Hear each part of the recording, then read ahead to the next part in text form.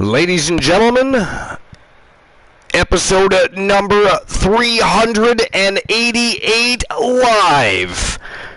And together we will continue to be the late night place to be, the most must-see show on Twitch TV, and the very best in fantasy wrestling excellence, bar none, period.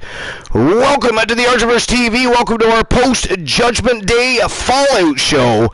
And tonight we are going to rip the house down and start the night off with a bang. To do so, we're going to kick things off with an 8 Vixen Elimination Royale for the WCW TBS Championship, currently held by the reigning defending champion from Team Tiliana Pierce, representing the Wolfpack, the Anomaly Tia Stevens, and it is going to be one hell of a matchup. Have a look at these Vixen villains that are ready to claw each other's eyes out. We've got Liv Morgan, we've got Cheryl O'Grady from Team Cheyenne McKay. We have, of course, from Team Christian Cool, one of the newest sensations to the women's division, already made huge impacts, already won championship gold, Erica Ann Smith. Bailey is in the mix. We have Claire Lay from Team Dogface, former women's champion herself, Jade Cargill, former women's champion, Maurice.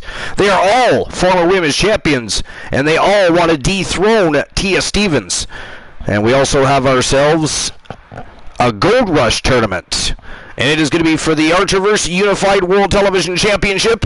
It is going to be a fire evening of epic, elite level, non-stop professional wrestling action matchups here at the Archiverse. 9 matches of pure fire. Well, actually, I believe there's going to be 8. And then, of course, the championship matchup, including the kickoff match. That would be 10 matches this evening of pure fire. And again, it is our post-Fallout show, so tempers are going to be flaring. Rivalries are going to be looking to rear their ugly heads. Who knows what is going to go down? We're also going to unveil 2 brand new arenas tonight. We're heading into the new quarter, the final quarter of the year, as we head into a couple of really big shows for the Archiverse. Of course, we're going to start things off with the 2nd annual Halloween Havoc, immediately followed by a YTD Academy stream preview in November, and then, of course, in December, before the Christmas break, we will have our 2nd annual Archiverse Slammiversary stream preview. It is going to be an epic next couple of months, and there's going to be a lot that's going to go down. There's going to be a lot of action, a lot of fiery feuds and raging rivalries. It's going to be a great time as we head into 2 very big stream previews for the Archiverse. But before we get to tonight's festivities, before we get to the Elimination Royale, before we get to the Gold Rush tournament, we are, of course, going to have a quick look at the dirt sheets. And, of course, right now I'm flying solo. The great Lanola is busy. One Uzi TV is busy at the moment. We're not really sure what Boss Apollo's doing. He is MIA. We may have to call out a search party for him. You never do know what he's up to. But currently flying solo. The good news is I do have the dirt sheets ready to rock and roll, and I do have a list already as well for Between the Ropes. And as you can see, we've got a fire night of action as far as matches go, so we don't have to worry about that. But give me a moment while I pull up my dashboard here.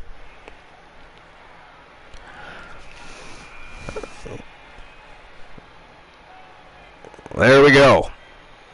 Make sure I can see what is going on, what's crack-a-lackin'.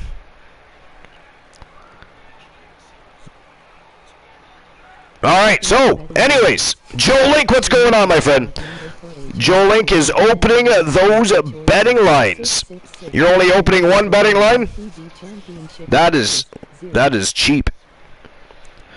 You are a cheap date, sir. Joe Link is Kenny Omega. Well, after yesterday, I'm afraid to see who I am tonight. Alright, let's see. You've piqued my curiosity. Today I am Danhausen. Well, I mean, it could be worse. Right? Could be worse. Anyways, Joe Link, what's doing exciting? What's going on? I know you're at work. How is your day going thus far? You've already been there for about 3 hours, I gather, a little over 3 hours. How's the evening going? You must be excited. The Archivers is live for the post-Judgment Day Fallout show. It is going to be a smoking hot evening. Want to become someone else for the day? Joe Link says, I am the cleaner. Kenny Omega, the cleaner.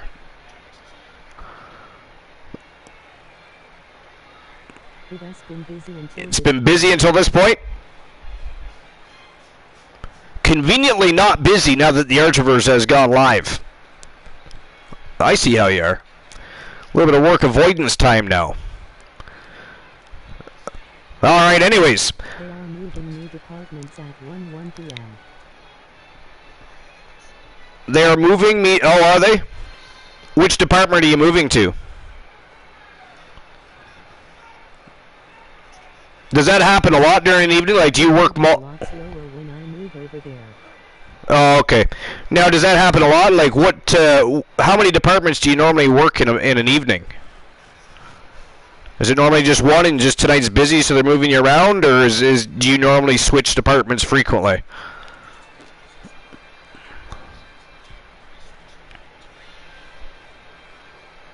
It has the dementia wing, so not a lot of people to monitor that. Oh, okay.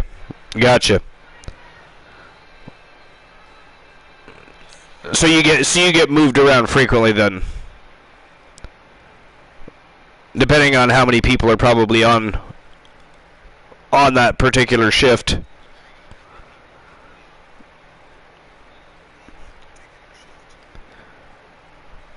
All right. Anyways, have a quick look at the dirt sheets here. Let's see what is going on. See what is crack-a-lacking. People are still buzzing, of course, about Brock Lesnar shaving his beard off. Bit of a drastic change after losing to Roman Reigns at SummerSlam. But I mean, he is supposed to be returning as the babyface, right? So I mean, you gotta. It's hard to look like it's hard to pass yourself off as a babyface if you look like a savage beast. In my humble personal opinion. And man, what a change! Does he ever look different? I mean, it's been a long time since I've seen him that clean shaven. So it was even a bit of a shock for me. So I can understand why people are buzzed about it. But anyways. Looks like we got the latest WWE Easter egg teases of the return of Aleister Black. Let's see what that's all about. WrestlingNews.co, Angel Aaron Bolus. As noted in previous posts, WWE dropped another White Rabbit video that featured old footage of some legendary names, including John Cena, Randy Orton, Stone Cold Steve Austin, and others. If you look in the source code for the video posted on WWE.com, you see the following. No man is ever truly good, no man is ever truly evil. That happens to be the first two lines in the theme song for Aleister Black. His WWE theme song starts out like this. No man is ever truly good, no man is ever truly evil. I do the things you never could, and we won't ever be equal. No man is ever truly good, no man is ever truly evil. It's making me repeat the same thing. Anyways, it is anyone's guess why WWE dropped this Easter egg. Could this be for Aleister Black, perhaps, if he is somehow free and clear from his AEW deal? But reports from last week stated that he got a conditional release, meaning that he would be prohibited from returning to WWE right away. If anything, this may be a red herring to throw people off the scent of Bray Wyatt, which it could be. But we don't even really know what those conditions were. I don't remember reading anything about the conditions regarding his release. So, Joe Lake says, no, they move me when they need someone to fill spots. I am qualified to work in many different departments. Gotcha. Yo, YT, what's going on, my friend? So Dog tells me he is the best one in your universe and will destroy anyone that challenges him. Well, I mean, he is a savage beast. He has won many championships. Actually, he just won the WCW World Championship at Judgment Day last night. So the man does speak some truth. He does speak some truth. But anyway, what's going on, YT? Welcome to episode number 388. We're just starting things off. We're going through the dirt sheets before we get the show crack-a-lackin'. Tonight is a post-Judgment Day Fallout show. We're going to start things off with an 8 Vixen Elimination Royale for the WCW TBS Championship, and then we're going to slide right into a Archerverse World Unified Television Championship Gold Rush Tournament. William Regal is currently the holder of that prestigious championship, and 8 villains are going to try and dethrone him and take that title. It's going to be an interesting night, a lot going on. But yeah, what's going on, YT? Glad you're here. Glad you slipped on in. I want to challenge him in a non-title matchup. Well, I mean, YT, to do that, you do have to have a superstar inked to a contract here at the Archerverse. That would help. That would help your cause. And Joling, thank you for shouting out. You have a superstar, okay? So you have to put his hashtag in the Ink a Contract section. Joling, do you want to drop the Discord link for YT Shadows? He's, of course, from the Doghouse. That is the promotion run by Team Dogface. And YT would like to challenge Fat Lad Mitchell Vaughn to a matchup. Now, YT, how it works is when you get into a contract, you will begin your career over at the YTD Academy. We have dark matches recorded and uploaded to YouTube all week long, and then every Saturday we go live over on YouTube for YTD Academy. So you'll start there before you hit the main roster, but that's okay because Mitchell Vaughn is on all 3 brands. Well, actually, technically he's only right now on WCW and YTD Academy, but you can challenge him at YTD Academy. Glenola with the invasion. What is going on? Glenola, the great Glenola, invading our session. Appreciate you stopping in, Glenola. What's new and exciting? How was the rest of your stream? Froggy Moth Legs in the house. What's going on, Froggy? And there's the Discord link there, YT Shadows. You'll find all sorts of interesting stuff over at the Archerverse Discord. Feel free to surf around, check things out. You can see who the champions are, who the former champions are. Glenola had a great stream. That is fantastic. I'll be there to join you shortly. I got to take care of a couple things. You know, post-show maintenance is very important, and of course, Glenola will need himself a beverage. Substance that quenches thirst is very important. Yes, it is. Anyways, great to see everybody popping in already. We're going to get the show crack-lacking here in just a few minutes. We're just having a quick look at the dirt sheets. As you know how things work here. We were just talking about Aleister Black, and they're, of course, teasing him his return. Now, they do mention that we had just found out that he had a conditional release, so maybe it's just something to throw us off the scent of Bray Wyatt. But maybe it is Aleister Black. We really don't know what those conditions were, right? We don't know what the conditions were. We don't know. Perhaps those conditions were that maybe it had nothing to do with the WWE, which would be strange, but could be, you know. But I don't know. I don't recall reading anything about his conditional release as far as what those conditions were. So, here's one from 49 minutes ago. Although the one we just read kind of covers that, so we'll skip that. AEW sources deny a lot of things, to be fair, just to get that out of there, you know, they do. Yeah, anyways. AEW sources deny the report about Bobby Fish trying to get Adam Cole and Kyle O'Reilly to go back to WWE. It is WrestlingNews.co by Paul Davis. Froggy Mothlick says, Glenola first comment confirmed.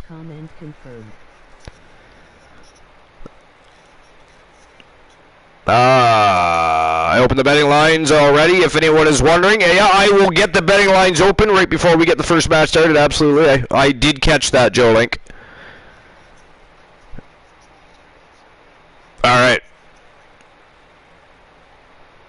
So anyways, Paul Davis wrote this article. So there was a story posted over the weekend by Ryan Frederick from the Wrestling Observer newsletter that said that Bobby Fish was trying to convince Adam Cole and Kyle O'Reilly to ask for their AEW releases so that they could go back to WWE. Frederick reported that Cole and O'Reilly told Fish that they would not do that. Frederick added, it's possible Cole may have clued Tony in. If he did, I doubt he was the only one. I'm sure Swerve was one of them who did so. Fightful Select reported today that the story was vehemently denied by AEW sources, and WWE sources say they have not had talks with Fish. Fish, who recently debuted for Impact Wrestling, seems very open to the idea of working for Triple H again. Last month, he said the following during an interview on the Two-Man Power Trip Wrestling podcast. He said, and it's interesting that he signed. Isn't it interesting that he just signed with Impact Wrestling? Right? Where did Johnny Gargano go right before he returned to WWE? He went to Impact Wrestling. Right, who do we know that they're open to working with since Mickie James broke down a barrier and come over as the Impact Women's Champion and entered the Royal Rumble, right? This is very interesting. So it's likely all a matter of time before we end up seeing Bobby Fish slip on over where he belongs. By the way, he should have never been released. That was ghastly in nature to begin with. But anyways, back to the article. I do remember the first time I was at NXT, he gave me the post-show talk to the group. I remember it was at Full Sail. He laid out things and the vision and the way he saw certain things, etc., etc. By the time he was done talking, I don't know if it was, 20 minutes or 30 minutes, but by the time he was done talking, I just remember thinking to myself, like, as a pro wrestling fan, pro wrestling guy, pro wrestler, whatever you want to call it, if you could listen to that speech and not support this guy, like, lose my number. We can't be friends because his way he saw the whole thing was just awesome. Number one, I'm a fan of the way he sees the business, but two, he really wants the business itself to thrive and go on and have uncharted success. Then after being there with him for the better part of 3 or 4 years or whatever, and being the Undisputed Era, going through the War Games and all that stuff, I would go to war for that man hands down. If he tells me, listen, I need you to run through that wall, I'm going to try. If he tells me he think I can do it, like, all right, I will try. At this point, it does not look like WWE return is on the table for Fish, although I say hogwash to that. I say that is blasphemy, attempting to be spread there. Again, there is a precedent already on more than one occasion. But anyways, as for Cole and O'Reilly, they have several years left on their deals with AEW. Yes, they did sign quite lengthy deals with AEW, the Silly Sallies, and they likely won't live them out. So, but anyways, today YT is, oh man, you got Ric Flair. I got Danhausen yesterday. Yesterday was gassy. We're not going to talk about yesterday. We are not talking about yesterday. Life is great. Is Andre the Giant? How is that rude? That is not rude. That is fantastique.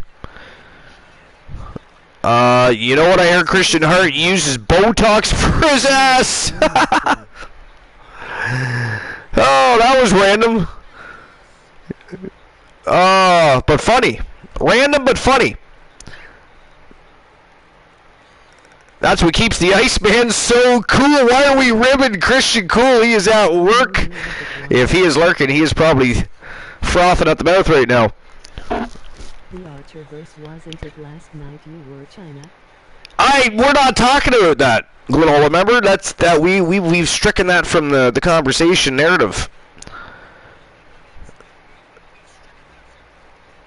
Today, Glenola is John Moxley, another member, technically speaking, of the Wolfpack. Although the Wolfpack seems to leave him in the dark a lot. I don't know what's up with that, but anyway. And by the way, speaking of the Wolfpack, did anybody see the ghastly matchup they had today against Retribution? I don't know what happened since last night, but apparently Buzz Off and He-Man buzzed off. Yeah, so now we have Harry Potter and Voldemort. I mean, what is next? We got Potter Dexter now, and Voldemort. I just can't keep up, and I'd love to know. I mean, what? Can you imagine? They must have the biggest walk-in closet known to mankind. I mean, they are in it themselves a giant touring cosplay center. You know what I'm saying? It's crazy. You know, you got Doc Brown, Marty McFly, you had Penguin Dexter and Joker, Buzz Off and He-Man. Now we've got Potter Dexter and Voldemort. I dare not even suggest what might come next. That is insanity, though. Potter Dexter and Valder Malley. Wow. Okay. Glenola says, don't treat Archer like a woman. That is ghastly. Dexter switched his outfit already. I mean, that's just silly and random. I'm not even going to add that to the list. It is not even list worthy. Archer like on him.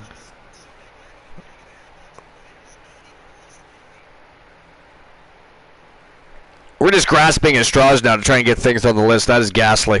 Anyways, popcorn.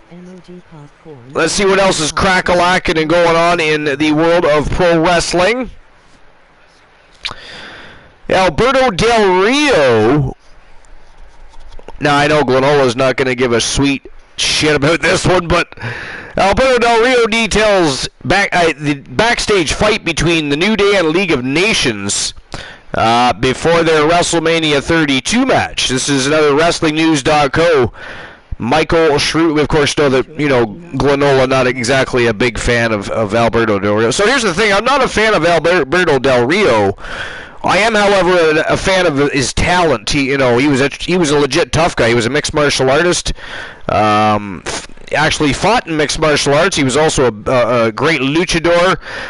He comes from a huge wrestling family, royalty family, if you will.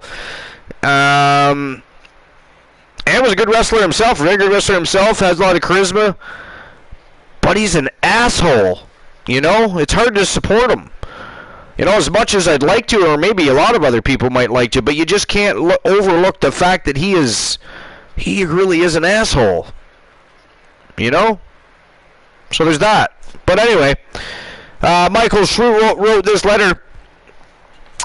Let's see. Sportskeeda's Riju Dogs Pusa posted another portion of his interview with former WWE star Alberto Del Rio. Del Rio was asked if it's true that a fight broke out backstage right before the New Day versus League of Nations match at WrestleMania. Del Rio said, yeah, there was a big fist fight backstage, but on that one, it was not me creating that altercation. The other two and we had to put someone in his place backstage before going out. This one, minute before we went out to the ring, and one of us, I'm not going to say who, one of us had to tell this person, listen, you motherfucker, we're done with you. You're going to go out and do this because you're a this. I don't know what that's supposed to mean, but anyways, oh, you're a this and you're a that. That's a weird thing to say. Anyways, so yes, 1 minute before we went out, that huge packed stadium, an altercation was happening backstage. You know, it's part of wrestling. One of the members of the League of Nations grabbed this other member of the League of Nations, grabbed him by the neck and put them against the wall like that. So that's all I can say about it.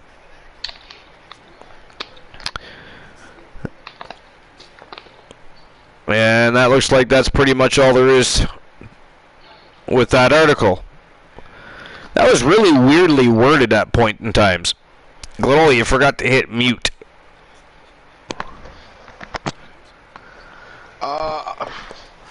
Okay, my mic was muted. Or somebody did. Oh, somebody might have joined us. Did somebody sneak in? How dare they? Yeah. He's muted now, but yeah, somebody came in. Was it Boss? Yeah. Boss Apollo, how dare you be late to the show? Ghastly. And then you forget to put on the mute button while you pop a top on a beer, which you're probably not going to share. Also ghastly. Do you have anything to say for yourself, Boss Apollo? It's Woozy's fault. He immediately blames Woozy. Wow. Alright, well, I can't even argue that. It should be Blame Woozy Day.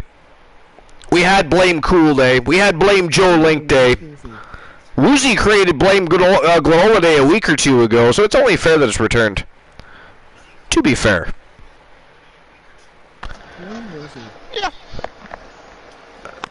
Alright, so let's see here. I mean, that wasn't very interesting at all. Shawn Michaels recalls Vince McMahon's reaction to his release request. It's Wrestling Headlines, published by Andrew Ravens. So while speaking to the New York Post, Shawn Michaels recalled Vince McMahon's blunt reaction to the WWE Hall of Famer asking for his release from WWE.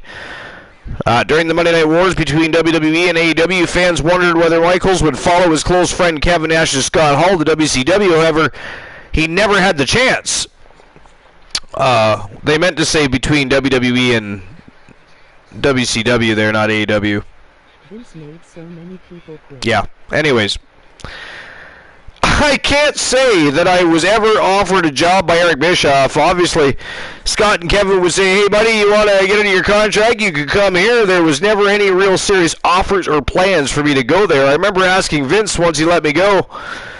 He said no, and that was the end of it. All right, then. He said no, and that was the end of it. Buddy Matthews reportedly wants to go back to WWE. WrestlingNews.co, Paul Davis. On today's Wrestling Observer newsletter, Dave Meltzer and Brian Alvarez discussed Buddy Matthews' announcement that he would be taking time off to recalibrate. Meltzer noted that Matthews basically said the same thing that Malachi Black said. Black has reportedly been given conditional release from AEW, and there's been talk that he's interested in going to WWE after being sent feelers by them. Meltzer also confirmed that Matthews wants to return to WWE. He said he was on a show in Rhode Island last night and said that he needed to step away and recalibrate, and he even mentioned Malachi Black. It was a very similar wording to what Malachi Black said when he did that independent show a week or two ago.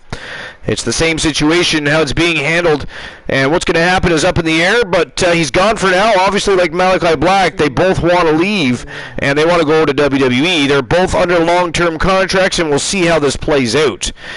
Miro does not want to go back. Ryan Frederick said on the Observer Forum over the weekend, Frederick added, the only guys that really want to go back are the ones who have significant others with the other company. AEW has a decision to make with Matthews. If they let him go after granting Black his conditional release, then they can open the door for other wrestlers to ask for their release in the future if they are unhappy. Matthews and Black are two names that are believed to have received feelers from the WWE, and the message that is being sent is if they let Matthews go is that WWE can reach out to AEW talent and they can just go out of their deals. For that reason, it's not a certainty that AEW will let Matthews out of his contract right away, and is probably the reason Black got a conditional release instead of a release that lets him sign with another company right away. I don't know. What do you guys think about that? What do you think, boss? About first of all, what do you think his conditional release is? I think he just want to. I think it's like he voluntarily quit. Yeah, but they gave him a conditional release, which means he can leave AEW.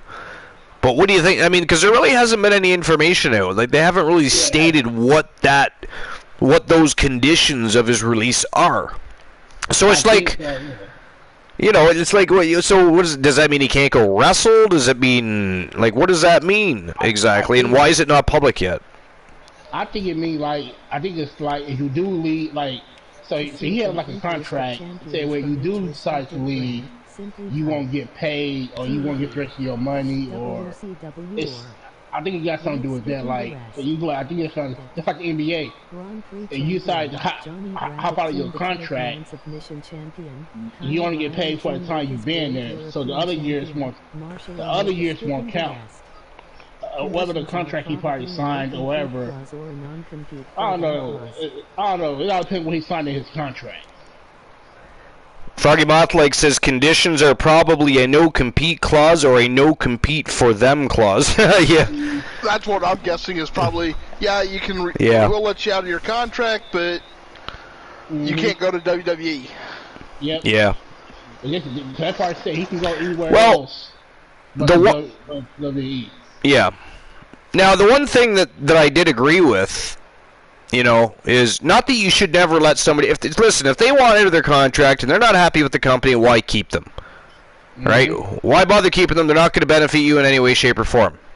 Even if they perform to the best of their abilities, they're not going to have your best interest or your company's best interest at heart anymore. They know what they want. They've already turned their cheeks. So let them go, but give them conditional releases. I don't necessarily disagree with the no-compete clauses, even though it does piss some people off.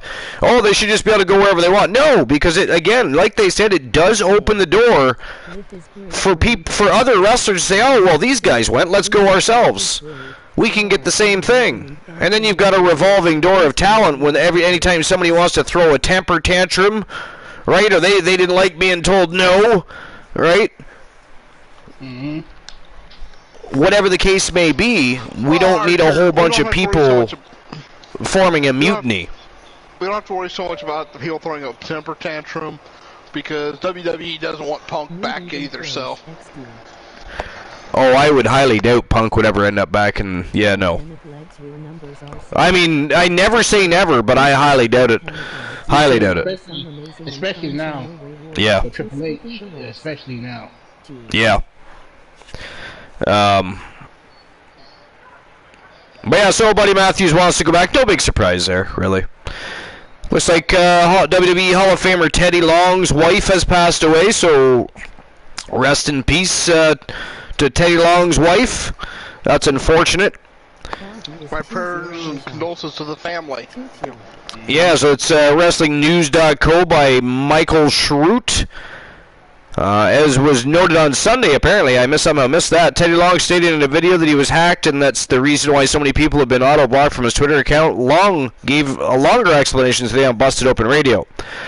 I don't know what happened there, but I mean, I sat down and I thought this over because I did have a problem one time on Instagram. It was somebody that just kept bothering me, so I blocked them. So the next thing I know, that they must have got back on Instagram using the N-word, cussing, and all that kinds of foul language. So Instagram shut my whole Instagram account down because of some idiot. So I just didn't ever get back on Instagram. I'm like, hey, I'll just leave it alone. I won't worry about it. So I guess this was somebody that I probably blocked on Twitter because let me explain something to you. I'm a grown man. I don't have time for no gamers and all this stuff. I don't play games. There's a lot of people that come up on my site and, they just start saying stuff that just doesn't really make any sense. So them kind of people I don't be bothered with. Basically, my Facebook and my Twitter is like a business account, I use that just to let people know what my appearances are and where I'm going to be appearing. So I don't really care about a whole lot of Facebook friends and all that stuff. I'm strictly business, so I just wanted to let everybody know I didn't block anybody. There's some idiot that I blocked. He got mad, hacked my Twitter, and started blocking people. So if you got blocked, I didn't block you. What they did, they screenshot my Twitter with a blue sticker because my Twitter is verified, so that made people think it was really me. So like I said, with the blocking, I didn't block anybody. That was somebody that I blocked probably, and they got mad at me, started blocking everybody else. Interesting. And then, of course, Long also gave a brief statement on his wife, Tasha, passing away after Mark Henry brought up the subject. He said, I did lose my wife, but, I'm keeping on going because that was God's cause, so, there's nothing I can do about that, but just keep on continuing to do what I do. And then, of course, WrestlingNews.co sent condolences to Teddy Long on the passing of his wife, as does the Archverse and all of our followers, for that matter. Oh, you see anything else, boss, as far as dirt sheets goes? What do you got going on over there? Well, I don't really see nothing else. I saw with the stuff you was reading. I don't really see nothing else on here. Let's see.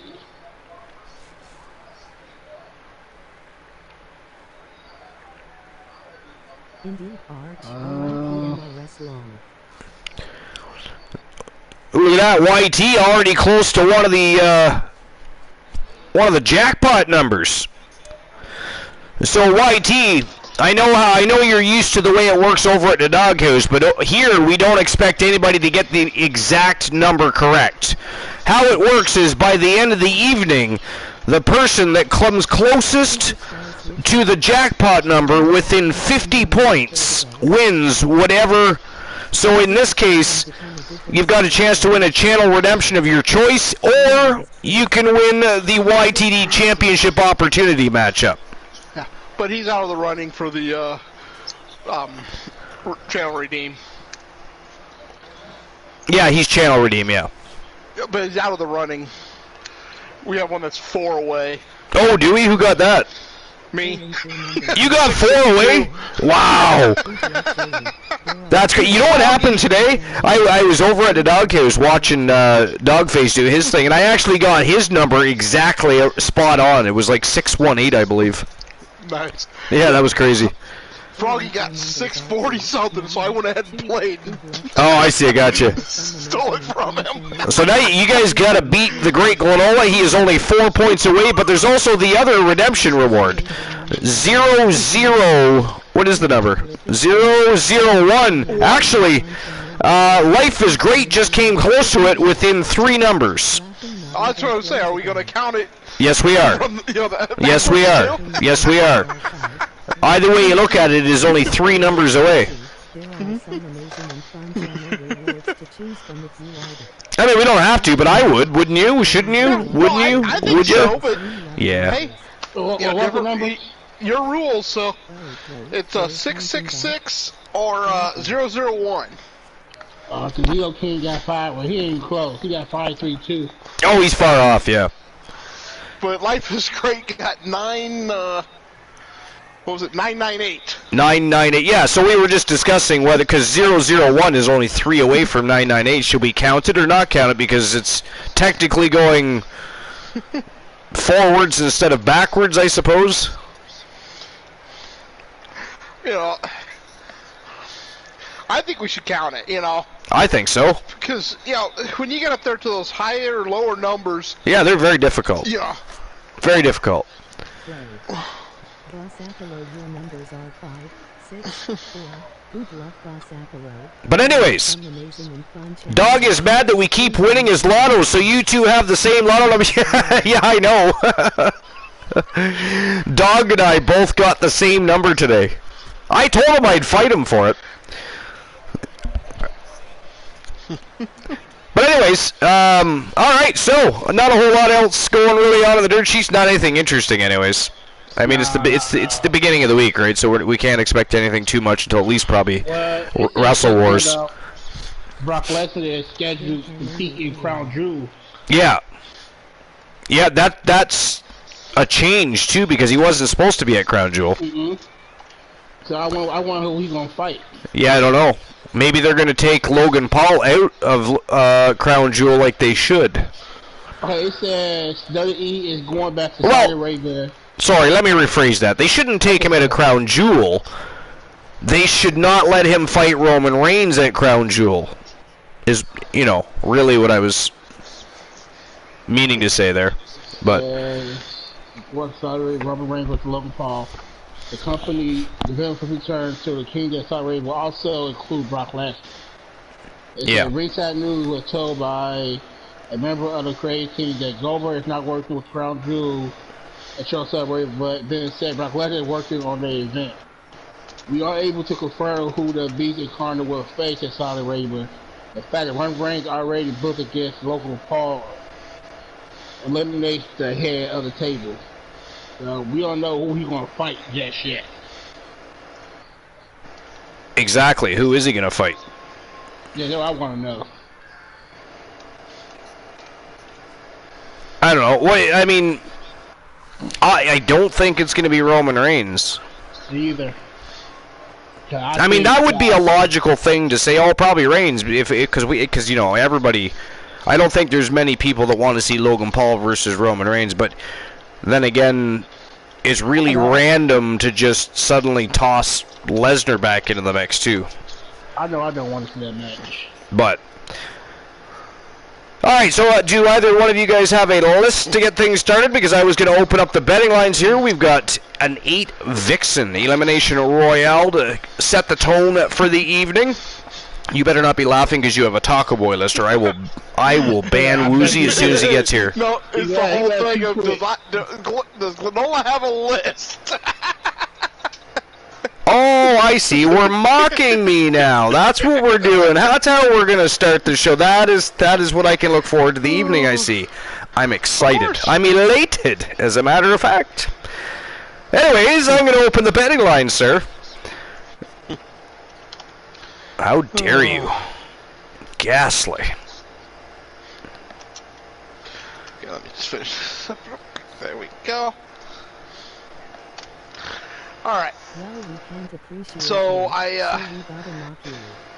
yesterday I did a top 10 worst finishers ever. Yes. That was kind of atrocious on some of their choices there. Yeah. The Tombstone Pile Driver, they're saying that ain't going to... that still blows my mind. Or not the Tombstone, the Last Ride, who's in the top 10. Either way. Yeah, But this is the 10 worst finishers in WWE today. Now, this is about 2 years old. It was 2019 on the Sportster. Okay. Adrian Burroughs. All right, before you get started, we're going to get things crack-a-lacking. I'm just about to open the betting lines for the first match of the night, the tone setter of the evening. An 8 Vixen Elimination Royale for the WCW TBS Championship, currently held by the reigning defending champion from the Wolfpack, the Anomaly Tia Stevens. And we, of course, have Liv Morgan. We have Cheryl O'Grady from Team Cheyenne McKay. We have from Team Christian Cool, Erica Ann Smith Bailey in the house. Claire Lay from Team Dogface. Jade Cargill, Maurice, the French-Canadian bombshell, and they are all looking to claw each other's eyes out for a chance, the right to fight and dethrone the Anomaly Tia Stevens. So there we go. You guys are going to have 5 minutes to make your bets. As soon as I get the bet, there we go. Betting lines are open, and it is showtime and go time for our post-Judgment Day Fallout show. We're kicking things off with a bang. Let's go. And hello to State Cone. And by the way, we are unveiling 2 brand new arenas tonight. We're going into the new quarter, the final quarter of the year. Some fresh momentum, fresh faces, fresh arenas, some fresh ideas and angles. We're going to have a lot of fun over the next few months as we head into 2 of the Argiver's biggest stream previews in history, starting with October's 2nd annual Halloween Havoc stream preview, and then, of course, at the end of the year, right before the Christmas break, the 2nd annual Argiver's Slammiversary stream preview, and they are going to be absolute fire. All right, here we go. 8 Vixen Elimination Royale. And the great Glenola, I turn it over to you. And while you begin your list, I'm actually going to grab myself a beverage, if you will. All righty. I'll be back and forth because it's going to be a coffee and I have to wait for it to, it doesn't make itself, although that would be great. I do need a robot. Yes. Teach the puppy to make the coffee. I can barely get him to get a slipper. And even if it is not funny, even if I got him to make the coffee, the motherfucker would drink the coffee.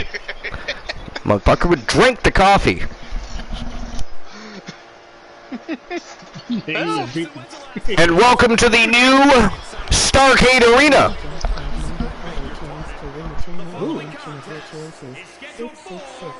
Doesn't look bad, Archer. Not at all. Alright, so, like I said, this is the 10 worst finishers in WWE today. Number 10 is A Woman's Right with Lacey Evans. Oh, yeah. Basically, it's a very the same thing as the Big Show's knockout punch, but they, they don't see where it's different from many other punches that she throws. Number 9 is the spear with Roman Reigns.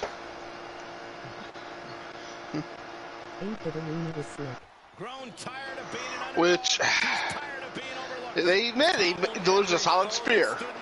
265 pounds of angry, sweaty, muscle-ridden man charged into someone. It looks impressive. Problem is, everyone and their big dog delivers a spear. Yeah, it's a move that lost all novelty and sense of being special. Yeah, I'll admit to that. But when certain people deliver the spear, it looks devastating. And his is one of them that looks devastating as far as I'm concerned. Yeah, I agree. Goldberg delivering a spear looked devastating. Looked like he was breaking you in half. No, did. Edge had a great spear. Yeah, I agree. She has guaranteed victory tonight. Number 8 is Natalia's sharpshooter.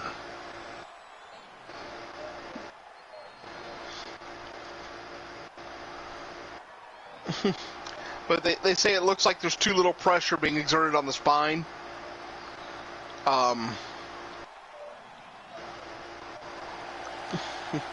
Plus, worse still, Natalia's posture while delivering the submission.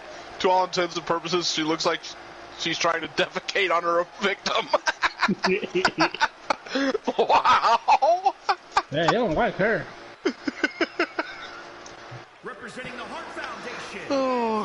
from Columbus, Ohio. Number 7 is the beauty shot, Tyler Breeze. It's a big time opportunity, Byron. It's essentially a spinning heel kick. It has no build-up, looks pretty weak, doesn't stand apart. I haven't watched it in use, so I can't say. But if there's no real build-up to it or that, then yeah, I can understand, Well, who was it? Tyler Breeze. Okay.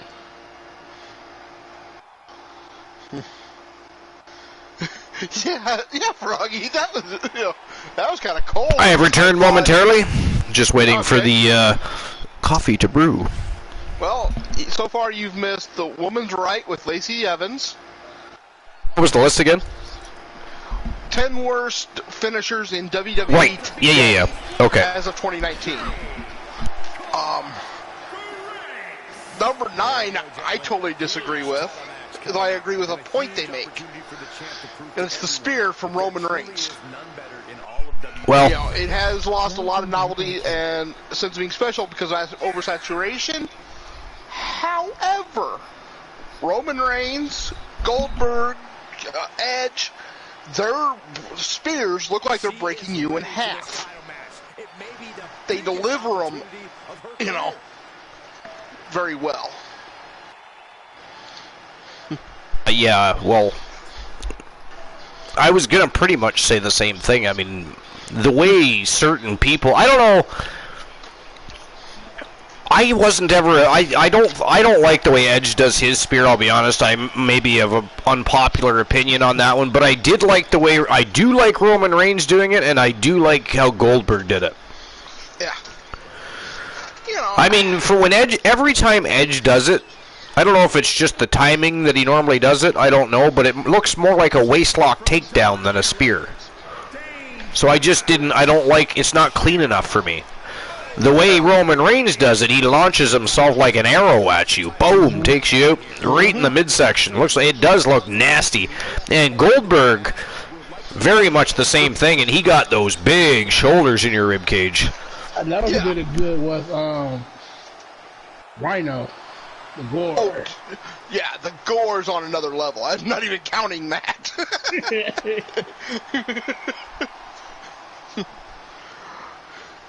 But then number 8 was the sharpshooter from Natalia. No, she's a married And it's more on how she delivers it than being, the move itself. Yeah. So she does it. She does it more like The Rock, actually. That's the point. They actually make that. Oh, did they? Okay. And but just the one comment we thought was pretty good. We're still in Natalia's posture while delivering the submission. To all intents and purposes, she looks to be trying to defecate on her victim.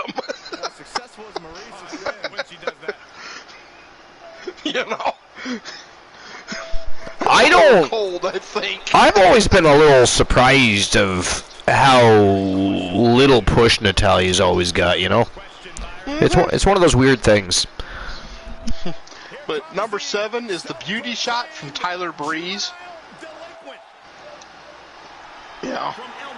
I haven't really, like I said, I admit I haven't really watched it enough to say anything, But they say it's essentially a spinning heel kick with no build-up. And if you're going to use, especially if you're going to use a move that a lot of people use as a normal move, you got to set it apart. You got to have that build-up, To me, it's more, I don't necessarily disagree with this, because for me, no matter who does it and how they do it, it's more of a signature. Yeah. Than it is an actual finisher. But that's, I don't necessarily think there's anything wrong with his setup, though. I don't know what they're talking about with that one. There's nothing wrong with the way he executes it. Have you ever seen him do it? No, and that's why I said, okay. You can only go with what they say. So yeah, I don't know why they're picking it apart so much, but yeah, I don't think I don't think it should be a finisher, no. Yeah. Number 6, and I'm sorry, I haven't even seen this in use on WWE TV. However, knowing the move and knowing how big of a man this is, their heads up their ass. Number 6 is the running power slam from Braun Strowman. Apparently YT got an ad about car oil. Well, we just want to make sure that your eyes stay lubricated. YT, you don't want to miss a single solitary second of episode number 388 because, sir, I don't know what you've heard around the block, what the birdies have been whispering in your ear, chirping around your head, but this is the late night place to be, the most must-see show on Twitch TV, the very best in fantasy wrestling excellence, bar none, period. Electrifying. Pure fire, non-stop professional wrestling action. So we're just trying to keep you lubed up and ready to rock and roll. Okay. That was over the top and absolutely unnecessary. How dare you let me go on a rant going, I do blame YT, though, to be fair. He's the one that said what he said. I blame YT. But his running power slam is one of the most mundane finishers in WWE today. The only time it excites is when Braun is slamming his opponent through a table or another equally painful household object. Okay, so the running power slam, where you are slamming, taking a run and slamming him down with your full body behind you, is mundane. But to ascend to his true potential, Braun needs a finisher to match the other iconic big men. He needs his own version of the choke slam, last ride, or tombstone. He'll never have a pile driver because, WWE limits who can do a pile driver. But a last ride, a power bomb. A lot of big men use power bombs. Choke slam, any big man, and some little guys, I'm looking at the Hurricane, use a choke slam. But the running power slam is mundane.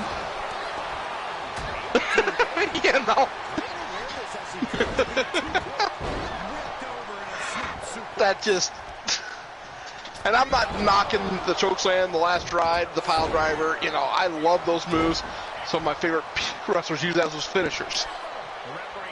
But for somebody as big as Braun Strowman to be, like I said, take a run, jump up, spin you around, and slam you down with his full body. Well, I said at the end of the day, that dude is a freak of nature, and I'm glad he got another run. I really am. Yeah. I agree. Yeah. Now, number 5, I got to kind of agree. All right, my coffee is apparently ready, so I'm going to pick it up at the concession stands. I shall return. BRB. Alrighty. Number 5, we have the rear view from Naomi.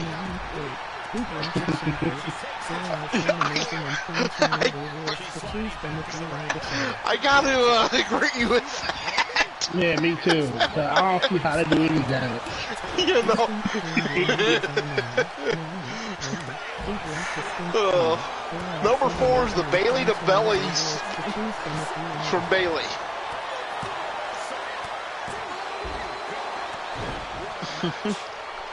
Oh. I haven't watched her enough to just watched her do it, see if it looks like it'd be good. The belly to belly suplex would be hard for me as a finisher. Great signature. Yeah, I agree. But a finisher, I'd have to. There's few that can really perform it to the level I think a finisher would have to be done to make it good. But number 3 is the Panama Sunrise, which is a Canadian destroyer. Okay, so a flipping power bomb.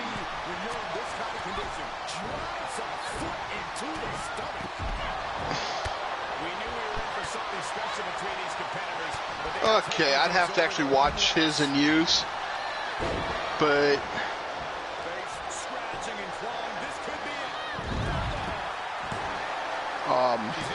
it says here the opponent doesn't come near the head, doesn't come near the mat. I don't know.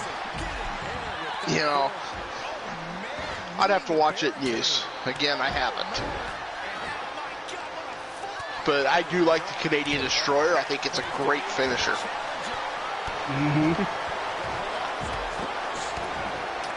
Number 2 is the Running Niece from Tony Nese.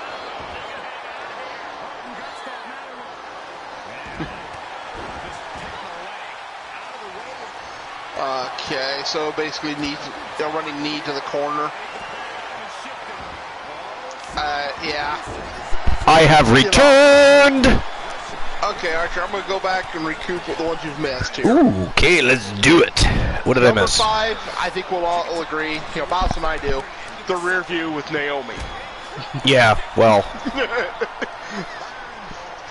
Wasn't that on a current list? That was on the list last night. Yeah, I thought so, yeah. Number 4, I think is a... Thank you, DC. The VIP of the Army in the house. Has been for a while, I understand that, by the way. Yeah, the Bailey to belly. To me, a belly to belly suplex is a good finisher or submission. A good signature, but it's hard to make it a finisher. I think it's more of a setup to a signature than it is anything. That's like a transitional move, if you will. Yeah. So yeah, I agree. That could probably could perform it to the level of, okay, yeah, it's a believable finisher. They have that strength. They have that power behind it. Yeah. But it's very few. Now, number 3, I've never watched him use it. Actually, never watched this guy, so I can't say. But the Panama Sunrise from Adam Cole. The Panama Sunrise. Man. Yeah. A Canadian Destroyer. It is, yeah. Which I like the Canadian Destroyer, honestly. Yeah. Petey Williams, I loved watching him do the Canadian Destroyer. Yeah. I mean, I don't think there's anything wrong with that as a finisher move, like a finishing maneuver. Yeah. But they say... personally. God, these guys are going to war. We have not had one single elimination yet. This is crazy. But they say the initial flip and counter flip of Cole and his opponent look impressive, but it's the pile driver segment that disappoints. The opponent's head doesn't come near the mat. In fact, Cole's well-defined glutes clearly absorb all the impact. Yeah, well, I mean, he does it. He does it very safely. Yeah, I haven't watched enough to say, okay, is it, But it is true that his execution of it does look a little less than effective, I guess, for lack of a better word. Yeah, like I said, I haven't watched it, so. Number 2 is the running knees from Tony Nese. Looks like Maurice has been eliminated. We are down to 7.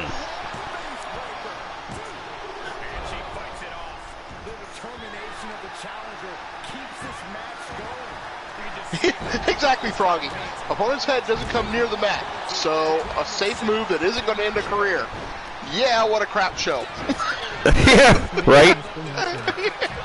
Joe Link, you're not wrong. This match has been awesome. Only one eliminate, and look at poor Maurice is still laid out. I am so sorry, Code. You're so close, but somebody has already been closer. Cone got 991. Yeah, so far we have 2 winners already. Early in the show, too, like bang, bang. I was like, holy hell. Yeah. Oh! Cheryl O'Grady has eliminated Bailey.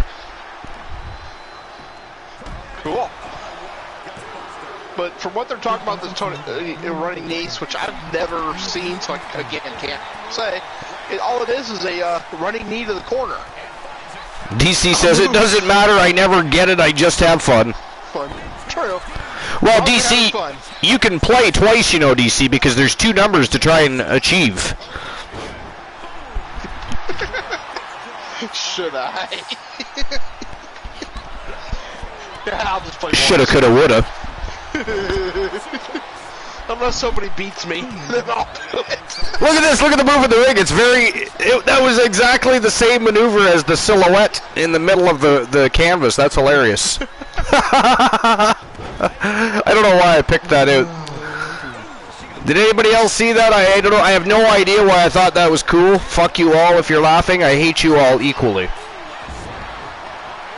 Wait a minute. She eliminated YT or says outside? another car oil ad. Okay. Well, YT, there is a way around ads. The great Glenola can explain how that works. Just do it. Sub to the Archerverse. He eliminates the ads. That said, I appreciate everybody that sticks around, even if you get hit with an ad. We do make a little bit of money off of those, not very much, but it is 50% of any ad revenue generated between myself and Twitch each month. And again, if you ever wonder if you guys make a difference dropping bits and subscribing to the channel, you guys make my life just a little bit easier, because last month and potentially this month, you guys helped me pay a bill. So you do make a difference, and you're all appreciated. But even if you don't, you're appreciated for being an amazing community. Flat out, pure and simple, first and foremost, bar none period, an amazing community. And I appreciate everybody that's here each and every night that we have a show. And I think Glenola and Woozy and Boss, I think we all appreciate it equally, so thank you. Definitely. Oh, man. Tiliada. By the way, Glenola, in response to your constant request for Archer Appreciation, I did change the opening to my show tonight. Ha! I can't wait till you go back and watch the VOD. You will giggle your shit off. You will giggle your shit off. I changed it. Anybody that hasn't seen the opening to the Archerverse show, make sure you go back and watch it, because I changed it. It is purely a response. It is like a diss track, if you will. In its own right, it is a diss track in response to Glenola's constant request for Archer Appreciation, which has been banned, like all the other naughty words here at the Archerverse. Yep. Well, since we can't appreciate you, it's Mock Archer Day. And by the way, who the hell? How is there a Wolfpack logo on the barricade of the Starrcade Arena? Who approved that exactly? I just noticed that now. Am I missing it? This Wolfpack Championship Wrestling is getting out of hand. Don't pretend you didn't know it was there. Do not for what I didn't see it. Oh, you gonna pass the buck off to Poindexter? You gonna pass the buck off on this one to Poindexter? Or maybe War is creative. He looks like a creative fellow. He looks like a real thinker. Actually, from what I understand, the man is quite highly intelligent, which is a little scary, if you will. I'll be honest. That's when I heard that. Apparently, he is a scholar, and I was like, damn, what happened to him? Did he not like his teacher? What I've heard is he doesn't like to be smart. He doesn't like the way people treat him when they think he's smart. Well, anybody that can do that much damage to the human body, I do not like the fact one bit that they are intelligent in any way, shape, or form. That is ghastly and scary all at the same time. Joe Link, I think the Wolfpack already did kind of take over. I mean, they have made it well known. Joe Link, you are not wrong. They have made it well known for many months that they wish to take over Starrcade. I don't know why I'm so mortified. This is a Vinny K show. What the hell do I care at the end of the day? But still, wow, a Wolfpack symbol right on the barricade.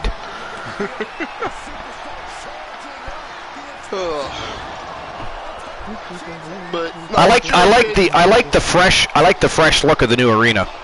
I do too. Wait until you see Wrestle Wars. That is next because it's part of the Gold Rush tournament. But what's your opinion, Archer, on a running knee to the corner as a finisher move? Absolutely no as a finisher. I mean, it depends though, right?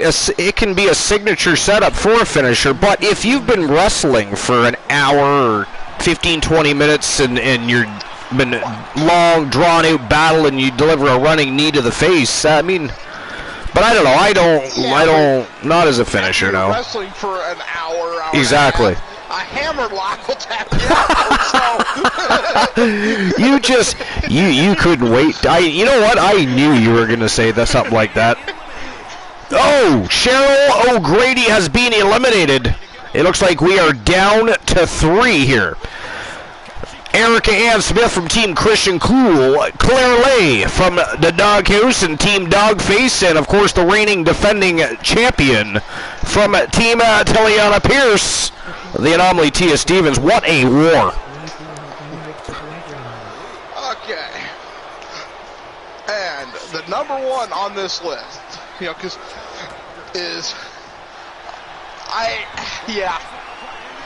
this says a whole lot about this writer.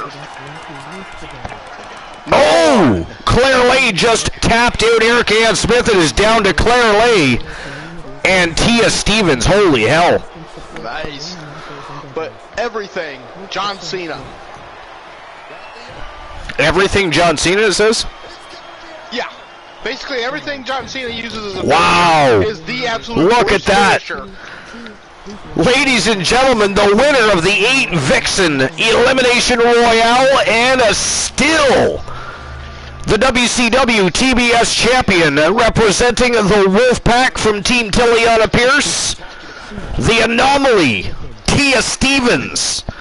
God damn it, that is crazy. An 8 Vixen Elimination Royale, and she wow.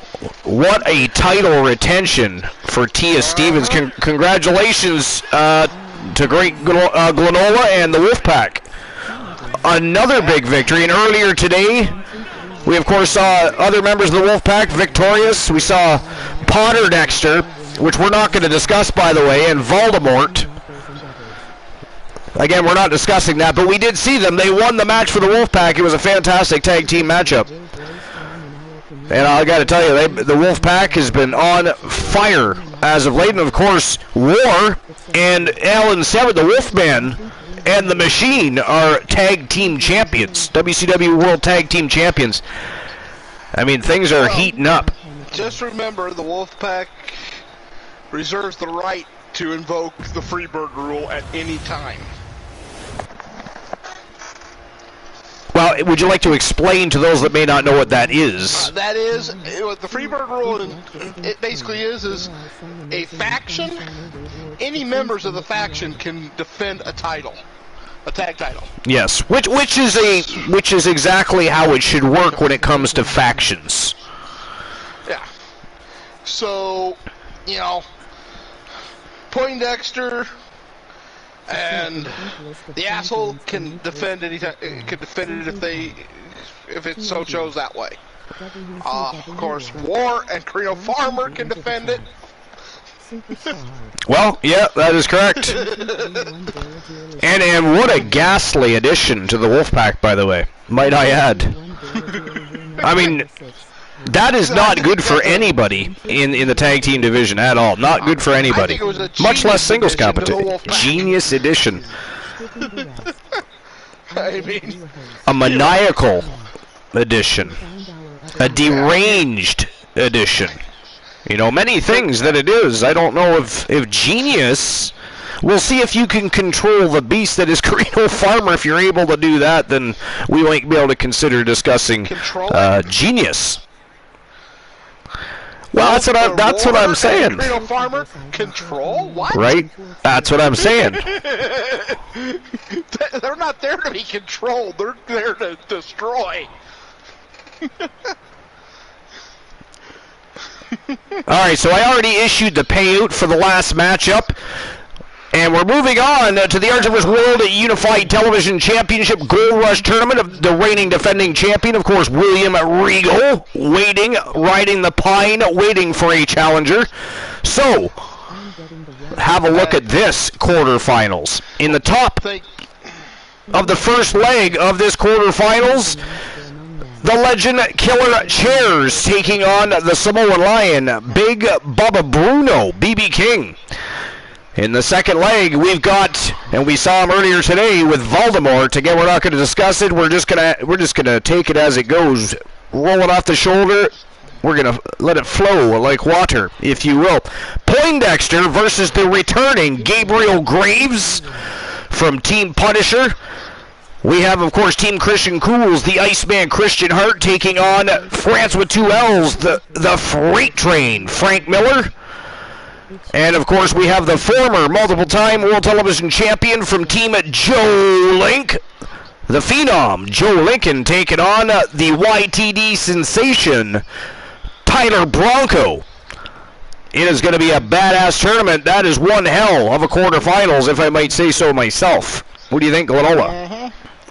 Oh, this is going to be a great fight. Yeah. And, yeah, I want to say, though, I'm going, for the first two, I'll go Chairs and Poindexter. Oh, we're going to get a prediction for the quarterfinals from the great Glenola. Let's do it. We haven't done this. You know what? We haven't done this in a long time. All right, I'm in. I'm on board. Let's go. Let's go. And then I think I'll go with Iceman. And, you know what? I'll go Joe Lincoln. Listen to Boss. He's like, all right, I'm in it too. He's thinking he's got the gears turning. Betting lines are open, by the way. You can start your betting as we make our predictions. I got BB King. Okay. The second one, I gotta go with Poindexter. That motherfucker. I'm so happy you didn't say Potter Dexter. I love you, Boss. You know, that's... I appreciate you, you say. You see what I'm saying? I appreciate you. Those are the vibes. I got Iceman. The third one, I gotta go with Lincoln. Joe Lincoln. All right, let's see here. Okay, so... Man, the Chairs and BB King both been on the up and up lately. I'm gonna go. Okay, so I'm gonna go with Team Soul Embers and Big Bubba Bruno on this one. I think Bruno is hungry, and Chairs looks like a tasty little snack standing beside BB King. So let's go. I'm gonna go with Big Bubba Bruno on that one. I'm gonna go with the returning Hype Man from Team Punisher, Gabriel Graves. Returning to action after a short stint away. Taking on Poindexter. I know Poindexter is a savage creature, but I think Graves looking to make an immediate impact. He's been given an opportunity here. I think he's going to try to make the most of it. It's going to be a hell of a fight. Really, it could go either way, but I'm going to go with Graves. So BB King and Graves, first leg. Second leg, let's see here. Man, the Iceman's been on such a roll. He's won some championships, but Freight Train Frank Miller has been close to gold and just hasn't quite been able to grab that brass ring. So I know he's angry, he's hungry. We know what he's capable of in the round. You know what? Oh no, I don't know what to do with that one.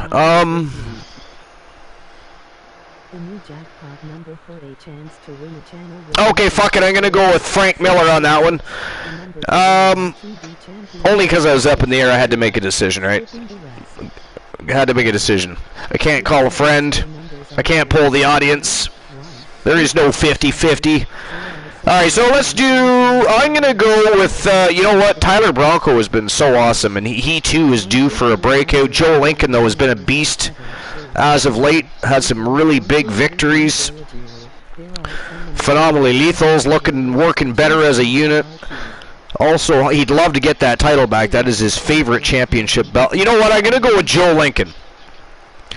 Joe Lincoln really wants that championship, and I think he'd like to take it away from Regal. Just if it wasn't just for the fight itself, it's going to be for the pure, simple, competitive nature that runs through his veins, because Regal, one of the best ever. Right? So if you're going to win a championship and you can win it from a man like William Regal, that says a lot for your career. So I'm going to go, okay, so BB King, Graves, Frank Miller, and Lincoln. Those are my picks. And that said, let's get the first match of the quarterfinals. Crack-a-lack and rock and roll and revved up, ramped up, ready to roll. Chairs versus Big Bubba Bruno. First match of the quarterfinals. Let's go. All right. Now, where were we in our discussion? Actually, hold on. Hello, 1231 girly girl. Yo, 1231. Safe. She's down there with the hurricane coming in. And she says, which hurricane? Radar. Was it the one down in Florida, I believe? Oh, is there another one? I know, yeah. because we just got slammed by one. It was like Hurricane Fiona, and then I knew there was another one. I just wasn't sure where or what it was. Yeah. So yes, 1231. Be safe. Her kids with her.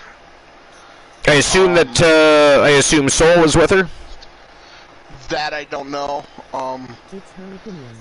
But Hurricane Ian. That is Gaslight. And what category is it at the moment? Oh, Soul is not with you. He's home. Oh, I thought he lived with you. Sorry. I was assuming. That was an assumption. Yeah. In the radar, where they're at is in the pink and purple for the radar coloration. So. Oh, it's already a 4? That is absolutely ghastly. Everybody that is involved, and anybody that lives in Florida, make sure you take any precautions necessary to make sure you stay safe. And we're praying for you too, YT Shadows. Hope everything is safe with you and your family. Froggy says he has friends that got hit by Fiona. Yeah, Fiona really slammed Nova Scotia good.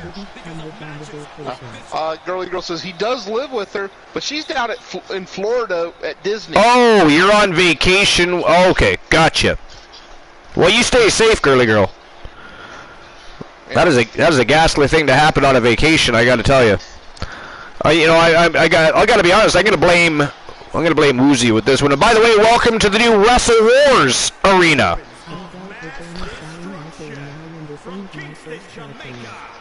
Yeah.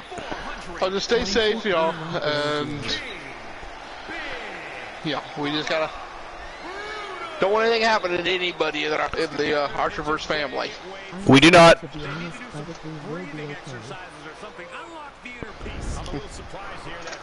That's right, 1231. You will be okay. A-okay. But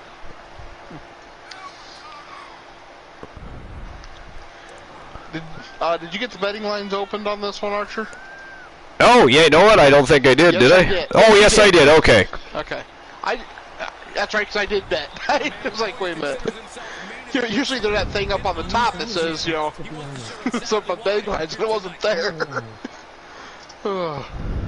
It does, anxiety does suck. Yeah, tornado, I've went through tornadoes, Alright, here we go. So. Big Bubba Bruno, the Legend Killer Chairs. Let's go. Ooh, vicious. Definitely not delicious. Not delicious.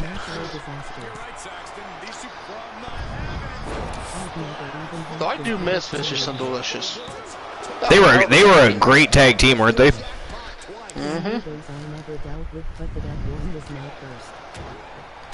What's the biggest obstacle to overcome in a match like How's the weather where you are, boss?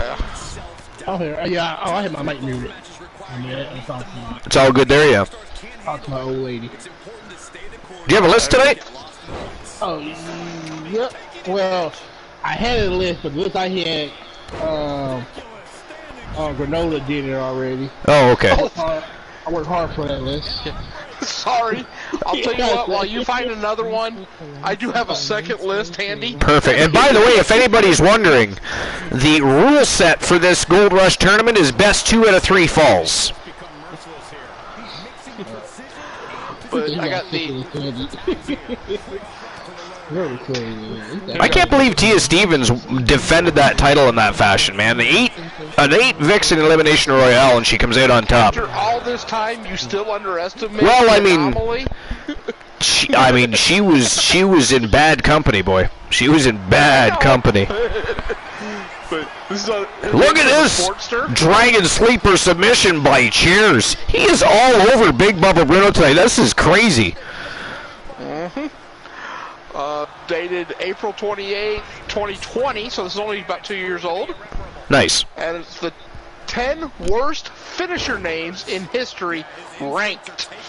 And it's by Avik Das. I do love ranked lists. I'm completely elated right now. You have no idea. So number 10, Collis with Jinder Mahal. Collis. That's what he called. Was it really? It means finish in Hindi. That was let's see. Well, all right They then. don't actually say what the finisher was. Oh, lovely. The one he I can't remember what is, because he had a few different things he would 2017. do for a finisher, but Yeah. It was in 2017 during his WWE champion run. And it was a new finisher.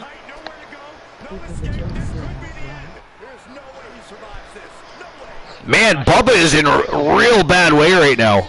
The Legend Killer Chairs is smoking him, open a can of whoop ass on him. Number 9. YTD says, or not YTD, that's our development league. YT says, Bubba is easy to beta, or beta, however you want to pronounce that. I defeated him twice in one day, and then he corrected himself to beat. And DC clicked that auto-destruct button again. Froggy says it was a choke slam, right? We're not sure, Froggy, because Jinder Mahal actually had a few different things he would utilize as a finisher, and so I don't know. Yeah, it actually does look like it might be a following choke slam. Okay, could be, yeah. So he wanted to be like The Rock and Booker T, and instead used a choke slam. Good for him. Yeah. But number 9 is the natural selection from Charlotte Flair. See, I like that. Yeah. Now they're not saying that the moves are bad. They're saying these are the worst names. Well, it is a stupid name. What makes it a natural selection? I mean, first of all, you have to set that specific. That's why she doesn't use it all the time. You have to have a perfect setup for that particular move, first and foremost. You know what I mean? Yeah. I don't think it's a natural selection. I think it's a.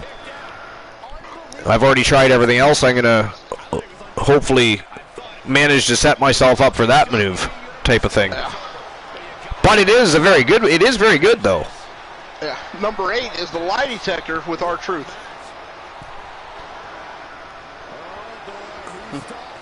I don't know. I think that that's a decent name considering you have R-Truth, the truth. And he calls his move the lie detector. Whoa!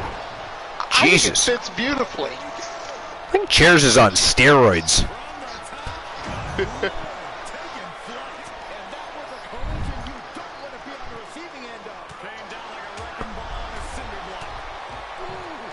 Wow. Anyways. So what do you think of the lie detector as a name, Archer? I mean, his name is R-Truth. You know, he's so it makes perfect sense that might be a finishing move name that he would utilize. That's kind of what I thought. But that's number 8 on the list. So. Froggy says hashtag cheroids. Nice. Now, number 7, I'm actually going to agree with the name. Just read the name. The underwear swipe. The underwear swipe. Yeah, I don't even care what that is. Yeah, for Fantasio. Oh, of course. By the way, what do you think of the new Wrestle Wars arena? I think it looks good. You know? Yeah, another fresh, clean look. I just. Yeah. And if you look at the different turnbuckles, you're going to see some different logos on those turnbuckle pads. You will see the Turret Man. You will see Team Joe. Like, wow, the Legend Killer chairs just went up 1-0 over Big Bubba. Oh, look at this. Bruno rolls him up in return, though. Can he keep him down? No. 2 count only there. But you will also see Christian Cool and the Great Glenola's logos on those turnbuckle pads as they are wrestling matches. And, of course, as people want their channel logos advertised, they will go up on the barricade, they will go on to the ring apron, they will go on different various parts of the arena. But, yeah, I thought you would like this arena. Yeah. Okay, Archer, here we go. Wow, he kicked to that. Okay. Basically, he would take out the underwear of his opponent to roll up for a win. Oh, no, we can't be having that. That was the underwear swipe. Yeah, we can't be having that. That's not okay. Yeah. Oh, so that should have been. Why wasn't that on the worst moves in history? You know. Right. Okay, number 6. Yeah, I know you just hate this name, Archer. Oh, he missed. Good Lord. I'm not a fan of the F5. Well, it depends. Like, sometimes he does it really well and other times not so well. It depends how it's executed. Right? Because, I mean, he is driving, if he does it correctly, he's literally yanking you in and driving you face first into the canvas. But that is it. That is all, ladies and gentlemen. The winner of the match, and moving on to the semifinals of this Gold Rush tournament, from Team The Blind Locksmith, the Legend Killer chairs just went up 2-0 over Big Bubba Bruno. Wow.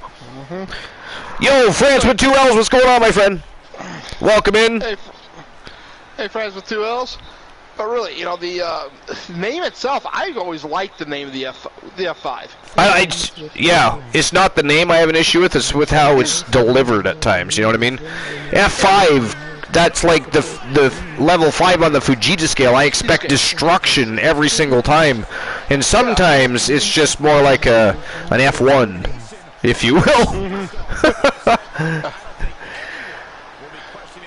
All right, number 5 on the list is the 1916 or Bloody Sunday from Finn Balor. Yeah. Or Balor, I guess, is technically how it's supposed to be pronounced, but Balor, yeah. I like how they're it's a Balor, so I like how they're calling him Prince Balor now. So before he was in WWE, when he was, you know, on the independents in Ireland and other places, he wrestled as Prince DeVitt because his last name is actually DeVitt. And so I'm glad they brought the name Prince back into his name, and I'm glad that he's getting a better run. But I do hope he eventually turns on Judgment Day. He doesn't belong as part of that group. He never did. I don't think he belongs there now. I think he should turn on Damian Priest and do it as the Demon Prince Balor, too, by the way. Demon Prince Balor. But anyways, I will issue the payout for that match, and we'll move on to the second matchup in the quarterfinals. You know, but the name-wise, I don't know. You know, I'd be interested to see if there's a story behind it that they don't say there. Yeah. Or in the, because if there's a story behind it, then it's a great name. If it's just something he pulled out of his ass, maybe not so much. You know, because it has no real connection to the move. It's an elevated DDT. It is. You know, so I don't know. You know, if there's a, I'd be interested to know more of the character and the idea behind the move, you know. Because they're talking back before he was in WWE. Yeah. So, as a matter of fact, Bloody Sunday was used in Japan. as the name. Is that where he used it? As in the ongoing Yeah, civil it said war when he between used the same Protestants and maneuver in Japan, it was called Bloody Sunday. Oh, okay. So, you know. I mean, I know. What's the significance to Sunday? Like Bloody Sunday? Why use? You know, and it doesn't give any It details doesn't. about No. that. Okay. They say it sounds more like an obscure historical reference only Balor gets. Yeah, like from a Yeah, U2 so- song. Yeah, or something. You know, Sunday, Bloody Sunday. Yeah. You know. But while we're continuing the discussion, betting lines are open. You can begin making your bets on the second match of the quarterfinals. It is the Professor Poindexter tonight. He is Potter Dexter taking on the returning Gabriel Graves from Team Punisher. It is Team Froggy Mothlegs versus Team Punisher. Who moves on to face the Legend Killer Chairs in the semifinals? We're going to find out right now. It is showtime and go time. Let's go. All right, number 4 on the list, I think is an awesome name for a finisher. I hate the wrestler, but I love the finisher name. The Wasteland. Now, what the hell's wrong with that name? Now, I mean, if it's on a pussy move, you know, I can see calling it into question, right? But that is a cool name, the Wasteland. Yeah. You know. Barrett had a spectacular finisher, but the name didn't make sense. Wasteland, his finishing move, seemed like a predictable and dull name for such an impactful maneuver. A dull name. He's sending you into Wasteland. He's sending you into La La Lands, Dreamland, Nighty Night Land, Going to Sleep Land, Betty Bye Land. Hello? What is wrong with that person? What is their name? We should add them to the list. Yeah. Number 3, again, you know, I think is an awesome name. The Disarmer. Becky Lynch. Although, what is she disarming though? She's ripping your arm off. She's, well, there is that, but you know, disarming suggests something different. I mean, if you take it in its literal sense, yes, right? But I can understand why they might call that name into question. well, Francis Twell says the Wasteland was a trash move. Yeah, well, they could have used a better move for the name, but it's not about the move, France. It's about the name, and I actually like the name. If it was used, if it was, you know, paired with a good finishing move, it's a very cool name to utilize. And this is the 10 worst finisher names list. But, you know, just here, the Disarmer is a unique arm lock, but a strangely lame name. Yeah. Diminishes. It also says, this name sucks. Like I said, I think it's a great name. I love the name of it, you know. And actually, and I'm not, you know, didn't watch a lot of Becky Lynch, because that's literally at the tail end of when I was, you know, checking wrestling out. It was kind of, well, oh, it's on, okay, I'll watch a little. You know, it was at that stage. But I love that move. Froggy Mothleg says Poindexter finally looks like a professor. He looks like somebody attending Hogwarts. What the hell are you talking about? He is a student, sir. That is... What are you? What drugs are you on? Number 2, the cross-face chicken wing, Bob Backlund. Yeah. Well, I mean, the wing part of it, I understand. You know. Okay, the reason, the defense I have on this, you know, now they say, basically a soft version of a rear naked choke, but the confusingly convoluted name sounds more appropriate at a fast food joint. Is one of the worst names in history. My defense is Bob Backlund. He was not fancy. He was very straightforward. Oh yeah, he was purely a technical wrestler that could also go toe to toe and brawl it out with you. So using what the name is, you know, a good description of the move, you know, what the move is. Yeah. Fits perfectly in with Bob Backlund. Yeah, agreed. But that's my only defense on the name, you know, as a finisher name. And again, for a finisher name, is awesome. I think they're having trouble with a couple of these separating the finisher Leo the King is Edge, and Froggy, of course, has now renamed him Leo the Edge. Edge. Nice. But number 1 is the Cobra. As a name, Cobra is a cool finisher name. I mean, it signifies that you're going to strike fast and take out your opponent for sure. So, Yeah. as long as it's a decent finishing mover, again, to pair it with that name. But I mean, let's face it, it was not. It was very poorly utilized. You know, actually, they all but admit that they have trouble separating the name from the move here. Yeah. Because the maneuver was ludicrous, and the fans were often vocal about it. The badass name contrasted too much with the actual move. So right there, they say the name is badass, but it's the number 1 worst name in history. You know? Leo the King redeemed kickoff matchmaker. Public Enemy versus the Wolfpack 3 versus 3. So that would mean that would be for. Go ahead. He made that match was it last night? Well, I don't think Leo the King did. I think it was Titan G that did. Oh, was it Titan G that did that? Yes. So I believe Glenol is correct, Leo. Titan G already. So can somebody actually reimburse him for his Archiverse bucks there for me, please? Sure. So that match is already going to happen. The beginning that will be the opening matchup for Starrcade on Friday. And my schedule is much better this week, so no shows will be interrupted this week.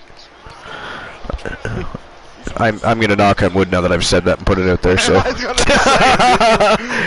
because the weather, should not have said that. right? Because the weather has been absolute shit. I'm surprised we have had the luck we've had lately. So Yeah. Okay. So there we go. man, Gabriel Graves really beefed himself up a little bit, didn't he? Bit of a different look, definitely looking edgier. Looking a little rusty tonight, though.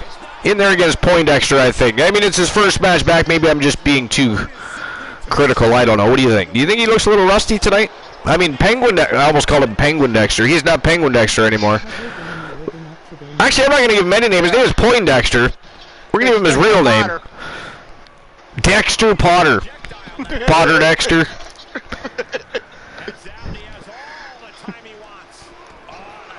Was looking for Hogwarts and found Wrestle Wars. And now he has to fight Gabriel Graves. Ooh, that was very close to the no-no square there. That would look a little low below the belt there, I think. Whoa! Big power slam on the unforgiving floor by Gabriel Graves. That was ghastly looking. We're going to we're going to claim a superstar to join the Public Enemy. Joe Link says Harry Pointer. Oh, that is ghastly. Oh no.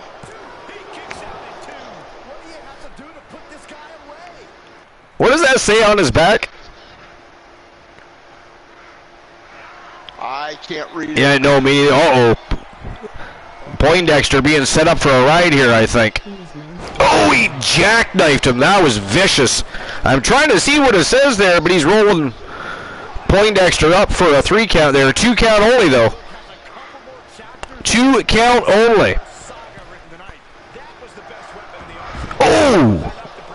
Landed right on his tailbone with that one. I always wondered why people like the leg drop, much less a diving leg drop. I mean, you're landing directly on your spine. Especially if you miss, you know what I'm saying? At least if you land on somebody, you're hurting them more than yourself. Probably breaks your own fall and just hurts them. But when you miss, and you're coming from about, by the time you jump off that rope, which is already, what, 7-8 feet? by the time you're done jumping? Because the ropes themselves have got to be around 5 feet. Oh yeah. And to land directly on your spine like that, your tailbone, your spine. For those that don't know that a pickle is a cucumber.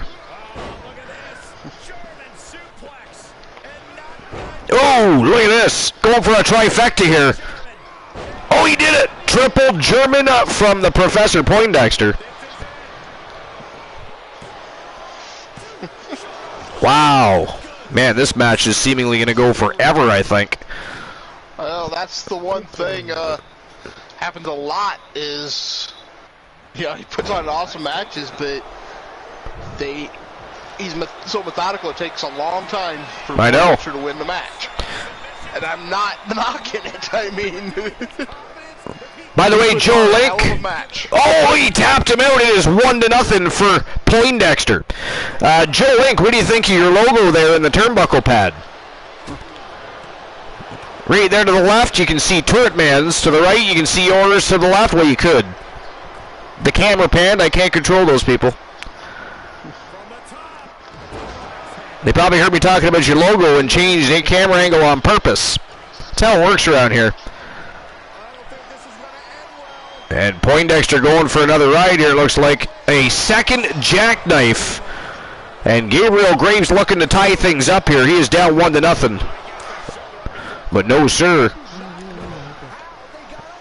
The incomparable and very resilient Poindexter giving Gabriel Graves all kinds of trouble here tonight.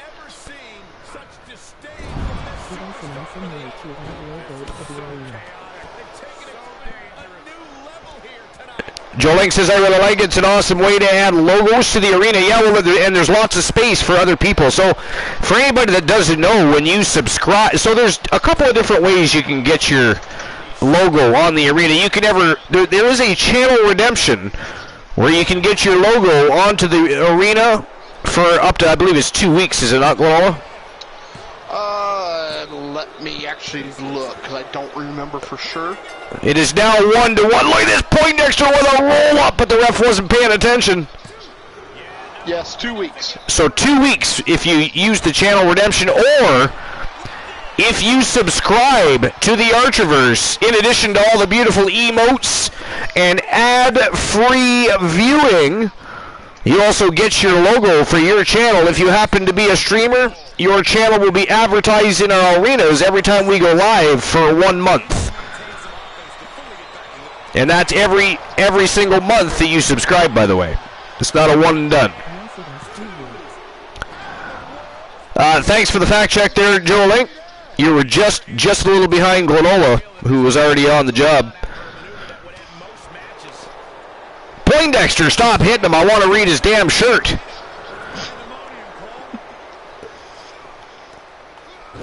Oh, vicious pile driver there by Gabriel Graves. And again, Poindexter kicked out. This is insane. All right, what's to say? Stay still. Don't move. I really do hate him. He does not listen well at all. The fact that he can't actually hear me does not even matter. Whoa, nice reversal mid-air by Poindexter. Yo, that is it. That is all. And Poindexter is out of there. He wasn't even sticking around. He is gone.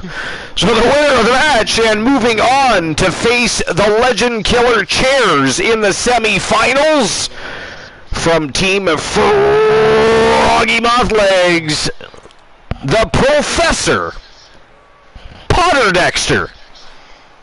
It pains me to say that, but looks like a duck, walks like a duck, probably is a duck. That, or it's Christian Cool in disguise attempting to arouse one of the female ducklings, but you never do know. All right, I'll issue the payout for that.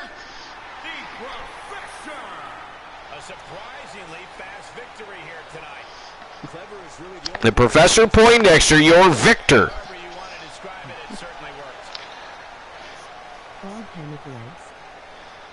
And once again, congratulations, Team Froggy Mothlegs. Yes, a big congratulations, and to the Wolfpack as well. Again, the Wolfpack standing tall this evening.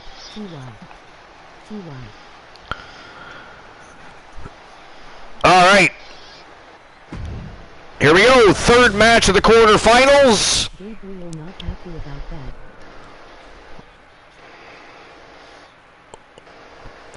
From Team Christian Cool, it is the Iceman, Christian Hart, going to battle with the Freight Train, Frank Miller from France with 2 L's. That is the next match of the night. I'll get the betting lines open here in one moment. But who do you guys think is moving on to the semifinals? We now have one semifinal match complete. It will be Poindexter, the Professor, versus the Legend Killer, Chairs. Mano-a-mano in the semifinals, but who moves on in the second leg of the quarterfinals? Who moves on to the semifinals? The Iceman or the Freight Train? You decide. It'll be Frank Miller or it will be Christian Hart. You choose.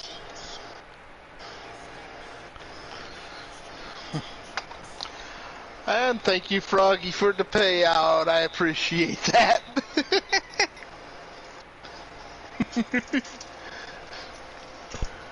Alright, 5 minutes to make your bets. As always, betting lines are open.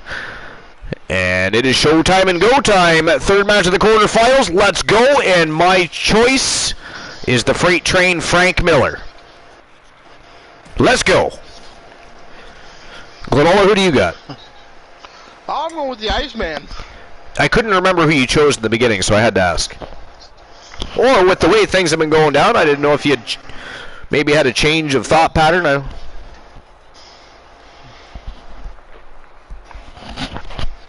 So far, smoking hot tournament. And by the way, I didn't tell anybody, but Starrcade and Wrestle Wars were not the only arenas to get an overhaul for the new quarter. YTD Academy also has a brand new arena. Now, depending on time allotment and how long it takes to get through this tournament, I will, if there is time, we will have, and I will let you guys, and you know what, we'll have it for the Legends Championship.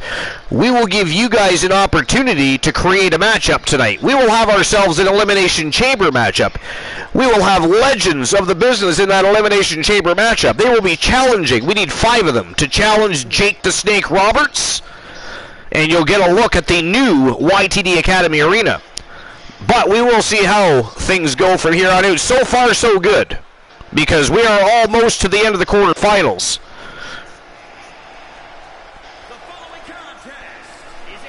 All right, back to you, Glenola. Oh, I finished that list.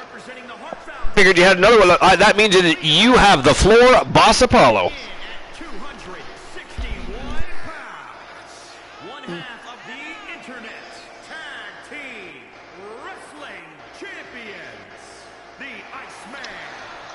Well, looks like Boss isn't ready yet. So. Yeah, we really got to work on our communication with Boss Apollo. He just disappears from the broadcast booth. We're paying attention. We're paying attention to matches, ladies and gentlemen. We can't be paying attention and babysitting Boss Apollo. We do not know what he is doing, where he is. But one of your hosts seemingly sees it fit not to tell his audience when he's removing himself from the broadcast, even momentarily. I believe you should all send him hate mail to his Discord account. I believe that is a just way to handle the situation, for the record. All right. So I've done a couple, worst finisher name. This one is going to be the 11 dangerous wrestling finishing moves. Oh, nice. From ProWrestlingStories.com. Written by Logan Medinia. I can't even say his name. Butchered it. Yes, I did. You know what, though? I gotta be honest. For almost 2 years, Glenola, one of my favorite things about Captain Finer Than Frog's Hair is the butchering of names. because it has gotten so. The evolutionary process is absolutely phenomenal. I do appreciate that.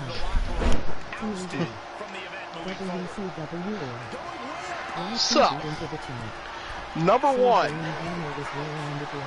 Kenta's Ora GTS. That looked absolutely vicious, actually. Did you see him do that move? Actually, what's cool about this list is they have a video clip of the move being performed. Well, everybody is elated about that, I assure you. But, okay. Let's see. Many are still unaware of perhaps the one move in Kenta's arsenal stronger than the GTS. Rather than lifting his opponents into a fireman's carry, Kenta brings them up into an Argentine rack before dropping them down onto a rising knee strike straight to the back of the head. Yeah, well, it's not even to the back of the head; it's like the base of the head. So that's the back. That's the very top of your spine. I mean, other people have done variations of the move. Some have called it even a suplex neck breaker, if you will, depending on how it's executed. But it has also been banned for good reason. Yeah, it's highly doubtful we'll see this version broken out anytime soon. Toshiaki Kawada's Gonzo Bomb. And actually, I'm going to read this. Toshiaki Kawada, a man known for his incredible strikes, power bombs, and infamous dangerous DDT brainbuster, was also the innovator of one of the most terrifying wrestling moves ever conceived. The Gonzo Bomb, sometimes called the Kawada Driver, was created by accident, a fact it has in common with moves like the DDT, power bomb, and Claymore kick. During a match with Matsuhara Misawa, Kawada broke his arm, but he chose to finish the match. However, unable to lift Misawa for his usual powerbomb finish, Kawada dumped him on his head with the brand new Gonzo Bomb.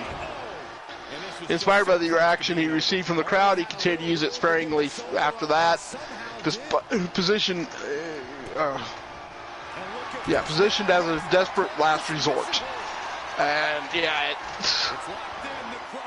basically, where a powerbomb drops him on the back, upper back, and the neck area, that you're dropping them right on top of their head. Yep, you sure are.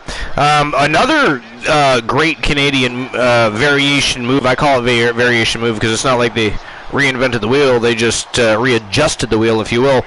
But the Canadian Brainbuster, which is never talked about these days, Cool and I tried, it's hard to even find information on it, but people like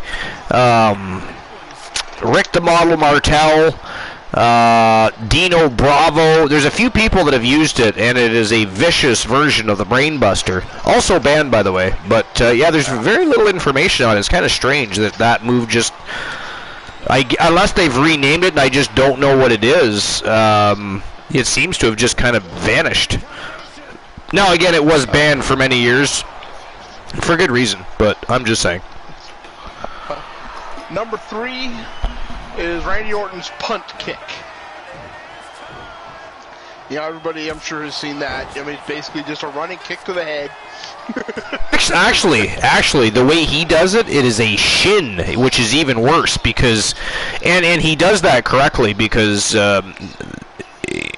especially if you don't know how to kick right, you can actually break your foot, ankle. There's so many small bones in the ankle and the foot. You actually do damage to the foot, and he's going to be doing this repetitively over and over and over. So he was smart to adjust that from being a kick with the foot to he uses the shin.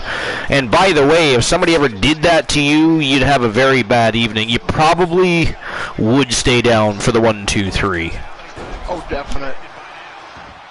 Number 4, Matsuhara Misawa's Tiger Driver 91. Yeah, well, so there was different versions of the Tiger Driver, right? Some of them were borderline turned into power bombs, right? With a pin follow-up. The way they did it then was almost like the Samoan Driver, where they pick you up on their shoulder And so this is a kind of a twofer because it's almost like a variant of the Muscle Buster paired with almost a different variation of a tombstone pile driver. Ish. Because you're spiking them right down on the top of their head. Which would fold your spine and neck like an accordion, by the way. Much like the suplex driver.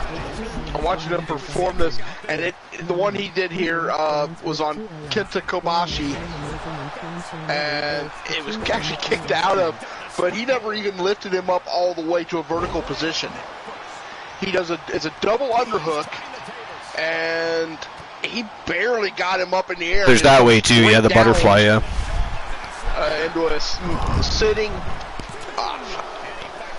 almost a variation of a pile driver. Yeah, sitting pile driver. But it's inverted, so it's like a sit-down, almost tombstone, but different variation-ish.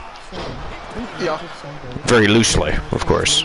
Speaking of loosely, I have to visit the facility, so I will be right back, my good sir. Alrighty. Number 5 on this list was Andrade's elevated hammerlock DDT, which does definitely look devastating.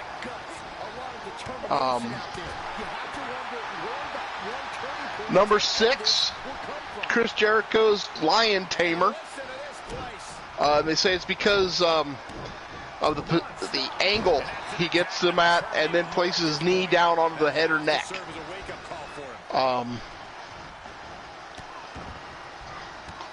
Which is awesome. Number 7, The Undertaker's leaping tombstone pile driver,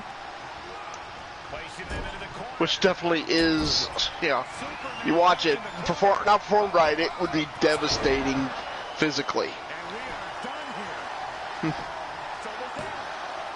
Number 8, Jun Akiyama's Exploder 98. Let's see. Jun Akiyama was the closest thing to the fifth pillar of heaven in the late 90s and early 2000s, standing right next to men like Kenta Kobashi, Mitsuhara Misawa, Toshiaki Kawada, and Akira Tao. At least I'm guessing that's how you pronounce his last name. And what was arguably the golden age of Japanese wrestling. And there, not only his famed Exploder Suplex, but this move we now known as Sami Zayn's Blue Thunder Bomb. Blue Thunder driver upon elevation. He used a layered system of exploders in his match. He had the standard. And it looks like going to Joe Link.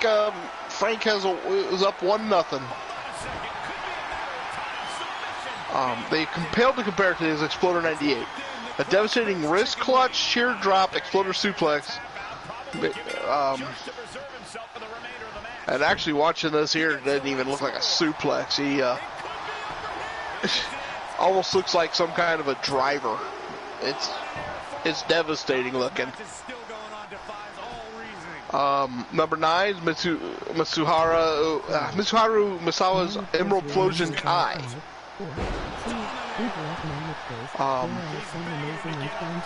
Let's see. Enhanced his normal Emerald Explosion, which was essentially what would happen if a power slam met a pile driver, by starting with a vertical suplex lift before quickly dropping his opponent into the driver. See if I can see this in use. I have returned. My bladder appreciates the break. Oh, ouch. I just walked into Frank Miller booting Christian Hart right in the lips. So what's going on? Is there been any pinfalls or submissions or anything? Yeah, it's 1-1. It's 1-1? Okay. And Archer, you missed. Oh! Good God! Oh! Jesus Christ! Christian Hart just got his icicle busted in two. Wow! What a victory! Ladies and gentlemen, the winner of the match, and moving on to the semi-finals of the tournament from Team France with 2 L's, the Freight Train just ran over the Iceman. Frank Miller, the winner of the match. That'll teach me to support Christian Hart. Holy crap! What an ending. That was a violent ending. I mean, I walked back to him getting booted in the face, and then to follow up with that was incredible. Hey, you went for Frank, didn't you? All right, I issued the payout for that. Yeah, I was supporting Christian Hart. Yeah, I was too. But number 5 was Andre's elevated hammerlock DDT. Number 6 was the Lion Tamer. 7 was the Leaping Tombstone Pile Driver. Okay. 8 was the Exploder 98 from Jun Akiyama. And then number 9. I don't know if I remember that one. Basically, it looked like he took an Exploder suplex and turned it into a driver. Oh, okay. Oh, so like the suplex driver, just like what the Nightmare Damien does. Kind of. Yeah, I'm gonna actually post this list in the Discord. Okay. Yeah, I'll share the link to it so everybody can check out. 'Cause like I said, each move has a video clip of them performing it. And then Vicious. number 9 was the Emerald Flosion Kai. Emerald Fusion. Well, the Flausion.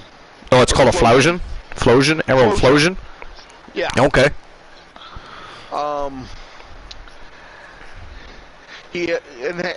Misawa enhances normal Emerald Flosion, which is essentially what would happen to a Power Slam Meta Pile Driver, by starting with a vertical suplex lift before dropping into the driver. Gotcha. All right, before we further the conversation, the final match in the quarterfinals. Who moves on to face Frank Miller in the semifinals?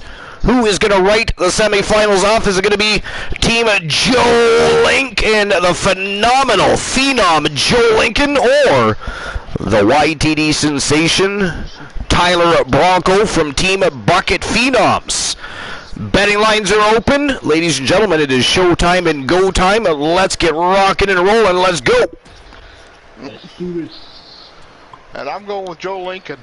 And Boss Apollo is back, by the way. Yes, he is. Boss Apollo, the masses want to know how it is that they mean so little to you that you do not even part ways with a simple BRB. You just disappear like Waldo amongst a bunch of different inanimate objects on a very busy page, making your eyes go crazy while we search. Oh, I said I want to. I'm gonna say that.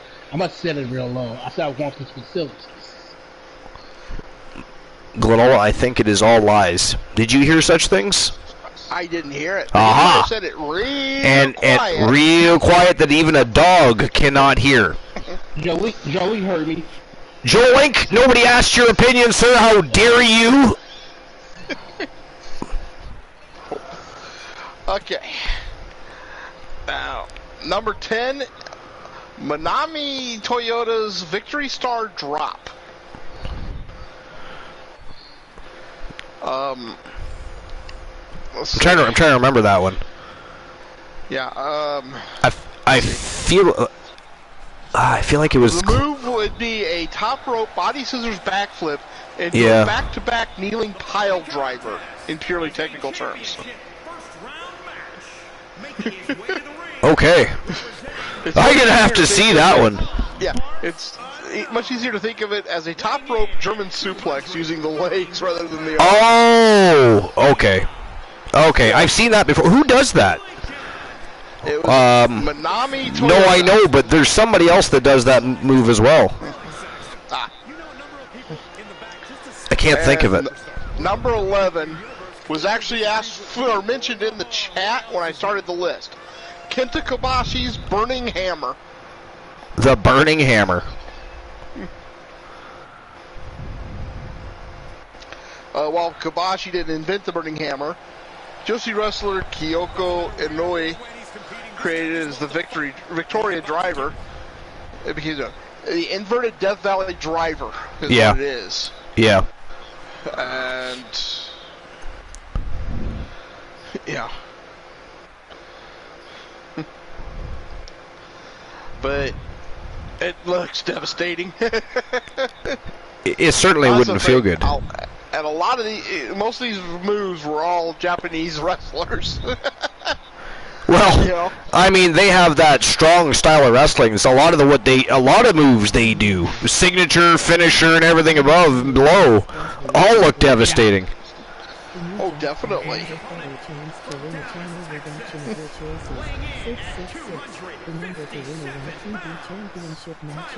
So YTD sensation Tyler Bronco. And that's the end of list number 3. And boss, you still haven't even started yours yet. This is a match he's craved for quite some time. He's ready and raring to go. Boss has gone missing again.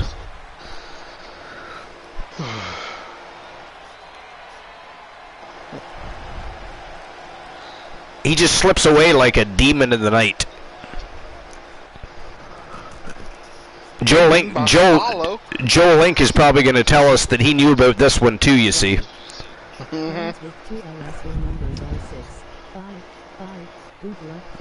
Paging Boss Apollo. Paging Boss Apollo. Paging Boss Apollo. Please report to customer service desk 3. Thank you.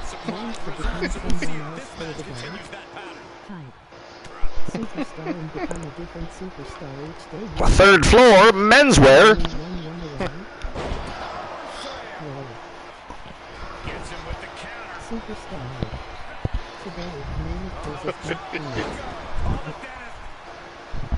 Boss Apollo really has a problem.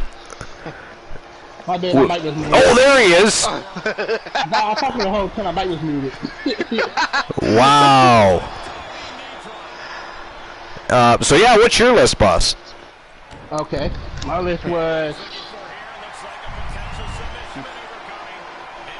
from the Sportster, the 10 shortest matches in WWE history. The 10 shortest matches in history. All right, let's go. We know. You know what? I bet you. Well, I'm gonna guess that at least one of them is Warrior and Honky Tonk Man. But let's see what's going on here. Number 10 is the Great Khali versus Damien Shoden. What his last name was? Damien Sandow. Yeah, Damien Sandow. Yeah. Damien Sandow, yeah. Mr. Big Time, Damien shut down into the ring dressed as a silly pink suit and a Vince McMahon impersonator. He said absolutely no chance against the Great Khali, lasting nearly 6 seconds. Welcome in, Mama Tables, and by the way, Mama Tables is Beth Phoenix today. Yes. Number 10 is Kofi Kingston versus Brian Kendrick. Kofi Kingston and Brian Kendrick? Yep. Brian Kendrick, simply Brian Kendrick was distracted arguing with Brian Lowry on the side of the ring. Whoa. That he didn't hear the referee repeat attempted warning him that the match had to be done. The Brian Kendrick didn't even miss the bell. Kingston, who was playing full attention, absolutely rocked Kendrick with a Trouble of Paradise. The match lasted 11 seconds. 11 seconds. Is there any chance that Christian Hart's Royal Rumble entry is on this list, do you think, guys? I mean, don't think so. No, you don't think? Wouldn't that be? That would be. I mean, it should be, right? I think it should be. Maybe we ought to send footage of the matchup, over to what is it, the Sportster? But anyway, Mama Tables says, "Great to be here, Mama Tables. Great to have you here." Wow, 1-0 for Tyler Bronco. Picks up a very close 3 count there. Number 8, Hawkins versus Ziggler. There he goes, right into the corner. It's satisfying to see how overconfident and cocky often end up with the most embarrassing match begins. Hawkins kept his back to his opponent and refused to know exactly who he is fighting. Rather than going to at his match who certain style or approach. Hawkins leaped towards Nikki Ziegler to get ended with a kick to the face. Ended at around 8 seconds. 8 seconds. Beautiful. Number 7, Kane versus Chavo Guerrero. If you look away in TV or from the red for a second, you have missed about half of the match. Timing at 11 seconds. Jesus Christ, he kicked him right in the face. Did you see that? Vicious, and somehow Bronco back to his feet. This kid is something else. Number 6 is Rock. The Rock versus.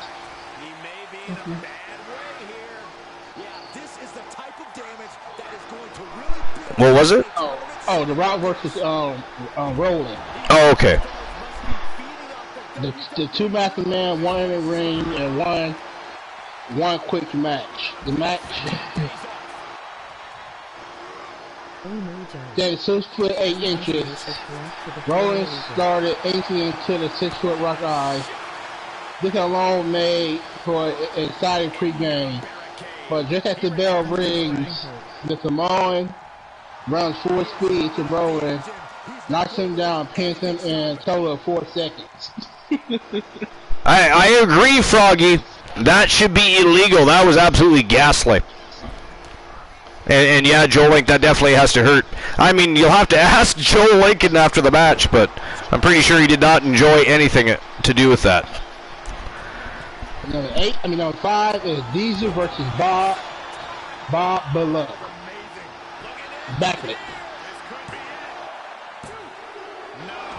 And Bronco kicked out again. Joe Lincoln having all kinds of trouble here with the YTD sensation, guys. Diesel versus Bob Bullock came off a championship match just 3 days before his one face with Diesel, who started the match 1-1. Joe Lincoln with a pinfall. 8 seconds.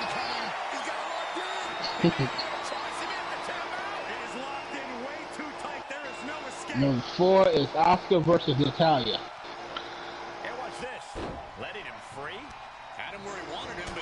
Just after the bell rings and the match begins, Natalia adds for 1 minute to the referee, who doesn't call for the match. Natalia then runs over to her side of the ring and shoots her and the fans, where are you? She had no clue Oscar was coming for her, wrapping her and slamming her into the... Wow, what a reversal. And another reversal. These guys are just going back and forth. This is nuts. Move up for move, reversal for reversal. Oh, stunner. Uh-oh. Joe Lincoln in trouble here. No, sir. 2 count only.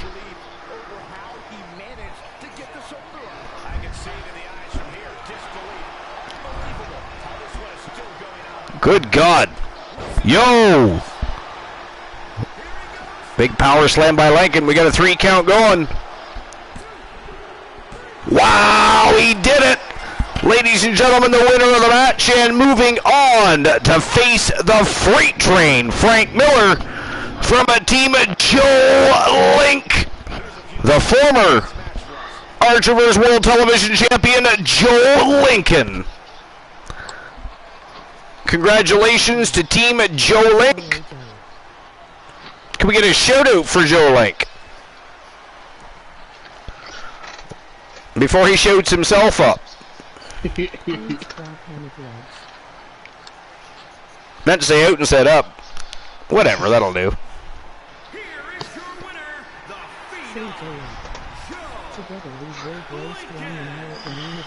Big victory for Joe Lincoln, moving on to the semifinals. And I'll issue the payout for that.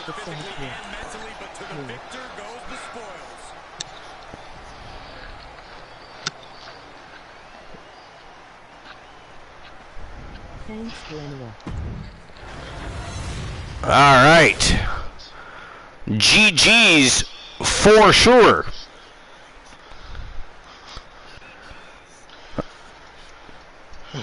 Oh, my pleasure, All right. Joe Link. All right, here we go. Semi-finals underway, ladies and gentlemen. Look at this villainy. First match in the semi-finals. The Legend Killer Chairs from Team The Blind Locksmith taking on Potter Dexter from Team Froggy Mothlegs. Second half of the semi-finals, the Freight Train. Frank Miller from Team France with 2 L's taking on the Phenom Joe Lincoln from Team Joe Link. Man, oh man, this is going to be a hell of a semi-finals. Who do you guys think is winning the first match, though? This is what we're going to be betting on first. Poindexter. It's going to be the Legend Killer or the Professor. Who you taking? Who moves on to the tournament final? Poindexter. Yeah, me too. I love one with 2. I feel like you guys are biased on this one. Are you guys sleeping on chairs, the Legend Killer? How dare you?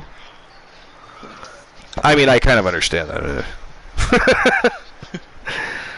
I am gonna, you know what? I'm gonna side with chairs on this one. Harry Pointer versus chairs. I'm 4 for 5 so far tonight. Are you really? So, yeah, the only one I got wrong was I supported Christian Hart. That is ghastly. That's the only one I got wrong too. All right, well, the betting lines are open. So bet away, you gambling fiends. Who do you think is winning this match and moving on to the tournament finals? Is it going to be the Legend Killer Chairs? Or is it going to be Potter Dexter? You decide, but it is show time and go time, and let's go. 2, 4, 3. Good luck at Shadows. There are some amazing and fun channel rewards to choose from if you are the Joe. I gotta go with Mama Table says I got to go with my boy.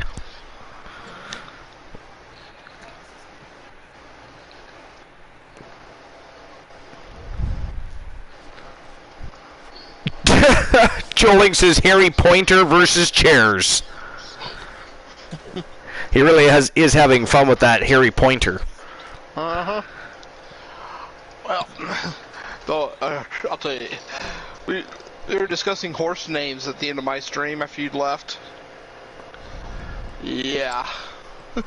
Ghastly. Good thing you went live, because any longer and I think I would have peed my pants laughing so hard. So far, 70% of the votes are siding with the Legend Killer Chairs, ladies and gentlemen, with about 4.9 thousand Archiverse bucks on the line so far. Come on, get that pool up there. A little over 3.5 minutes left to make your bets. Get her going. Let's go. Whether it's 10 Archiverse bucks, 100 Archiverse bucks, or 1,000. Have some fun. Participate. It's part of the fun of being interactive here at the Archiverse, is it not? Yes, it is. Are you not entertained? How dare all of you? Gentlemen, this has all the makings of an all-time classic match, and I fully expect it to deliver on that promise. All right. And Archer, yeah, you probably might have missed it. There was a joke time on you. Oh, was there? Yeah, I did a joke time. All right then. And there's a tree of knowledge as well. For you or for me? For you. Ghastly. Representing the NWO Wolfpack from Boston, Massachusetts, weighing in at 140. All right. The Professor. No matter the odds, no matter the obstacles, this What did the fish say when he swam into a wall? thing, except the obstacles this person overcomes, Damn. is usually just their Damn it, Glenola, how dare you? That is not funny. At least I didn't, Fine. What do you call a can opener that doesn't work? A screw can. I can't open her. Glenola. He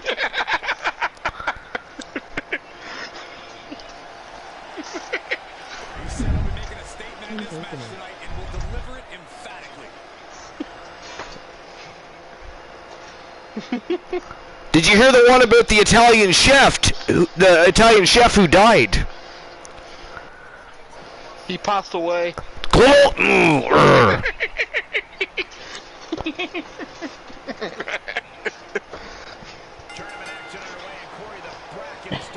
Making him work for this one. Yeah. Now can you call a cow with no legs? From behind. Neckbreaker. Paying it right back with a reversal. Joe, it doesn't matter. Oh, yeah, ground beef. I think it doesn't matter. He ain't gonna come anyways. Things are getting risky. This will not end well. Oh, my goodness. Shifts it back onto it.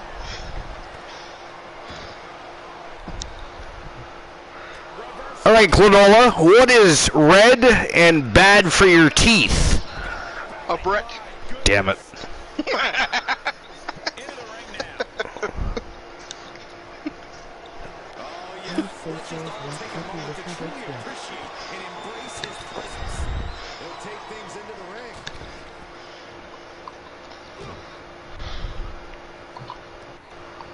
He got whipped into that corner. Going up to the top. What are we going to see here? Ragged sleeper locked in. Oh, God. Okay, what kind of tea is hard to swallow? T-bag? No, A tea bag. It is hard. Boss Apollo wants everybody to know, ladies and gentlemen, that it is very difficult to swallow a tea bag. So please, those listening and watching and enjoying the Archverse at home, do not try that at home. It is not recommended. Only professionals such as Boss Apollo should be attempting such things as they are practiced on a daily basis to make them entertaining yet safe to perform in the workplace. Thank you very much. Disclaimer has been served. Wow. A tea bag. I mean, I almost don't even need to finish the joke because it became a joke in its own.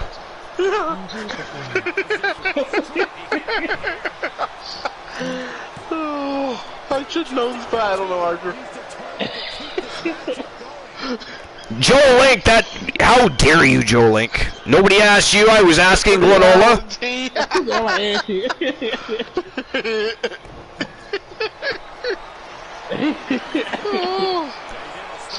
Okay, tree of knowledge or rotten fruit, let's go.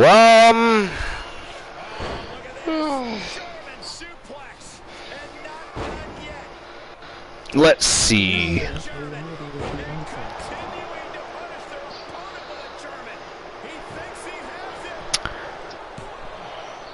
I'm trying to think of something different.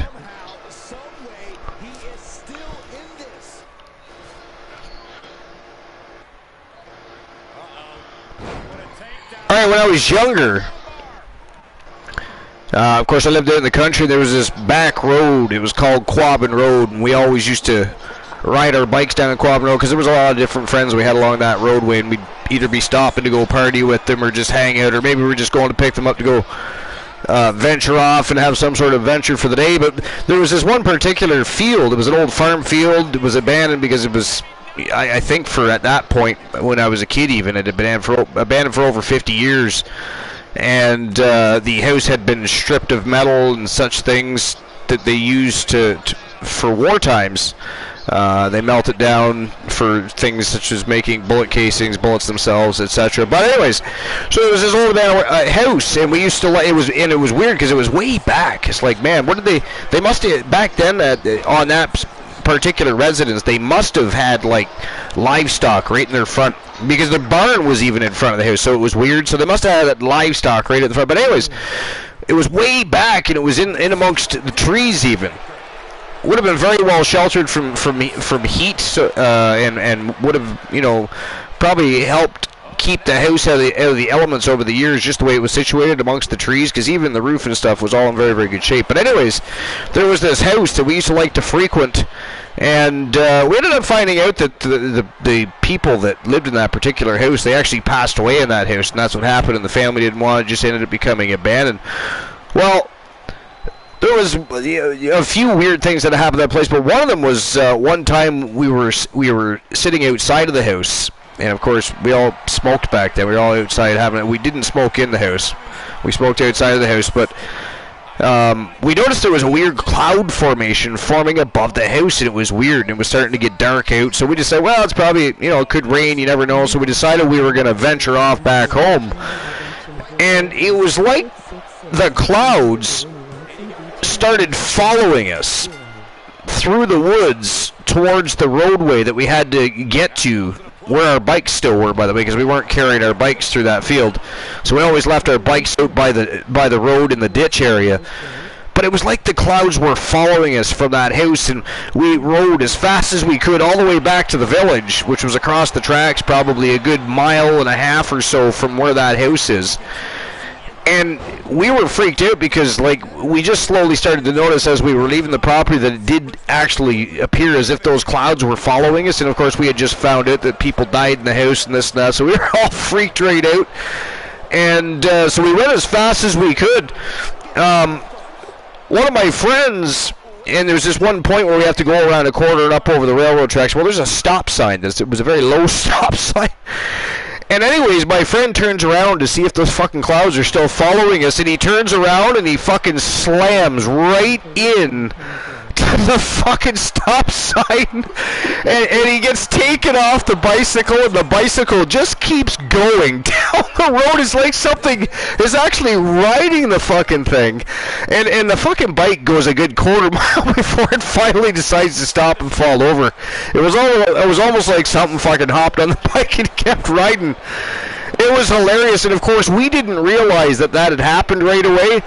Wow, that was some back and forth shit happening right there. Where are the match, ladies and gentlemen? And moving on to the tournament final, representing the Wolfpack from Team Froggy Mothlegs, the Professor Poindexter. But anyways, yeah, we didn't notice right away that he had actually been taken off of the bicycle, and we finally noticed, and we noticed it was even weirder is because we noticed that the bicycle wasn't too far behind us. And we're like, wait a minute, if he's way back there, how the hell is the bike? So we were freaked out about the clouds, freaked out about how the hell a bicycle was a good almost quarter mile away from where our buddy was laid out on the ground.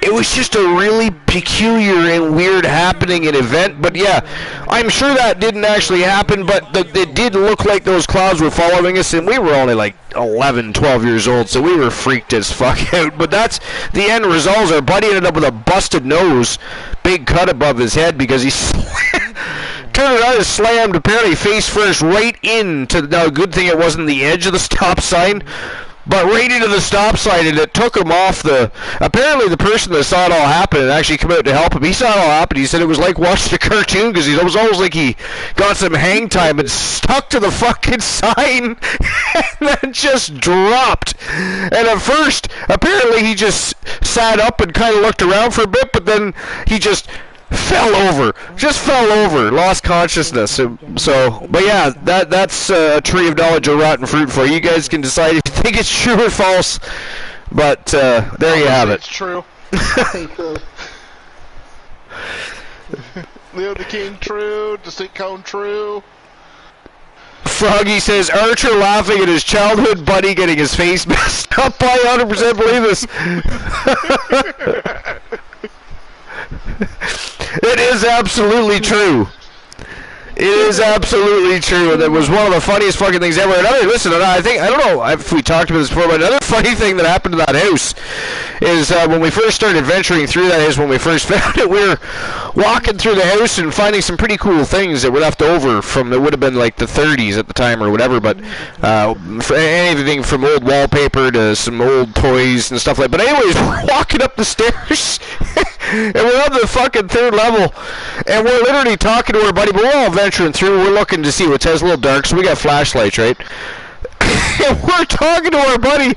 All of a sudden, we hear crash, and we hear thump thump, thump thump, thump thump.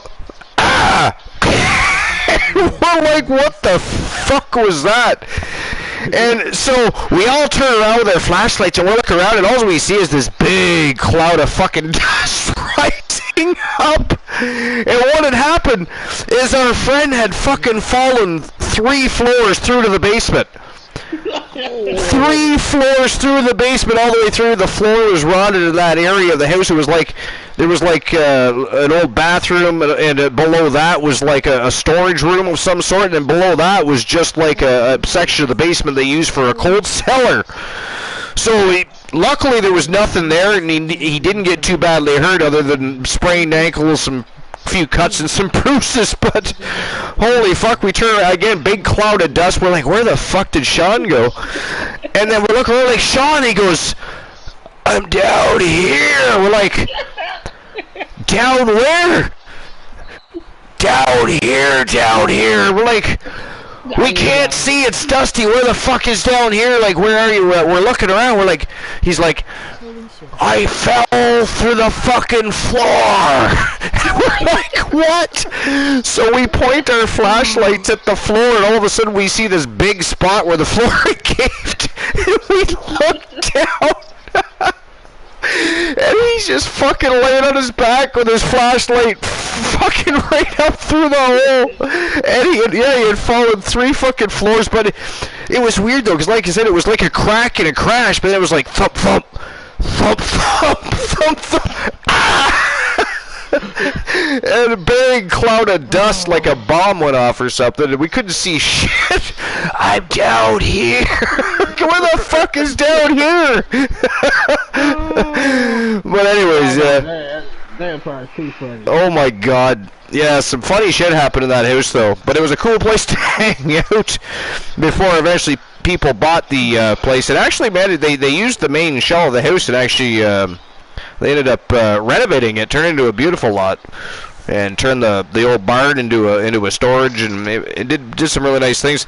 They ended up building a separate, smaller, what you would think of as like a hobby stable. They had some like what do you call them, quarter horses and some goats and stuff. So, but they ended up using the property as a farmland again, just in different manner. I believe before it was like I think it was a heifer farm or something like that. But yeah, a lot of weird things happen.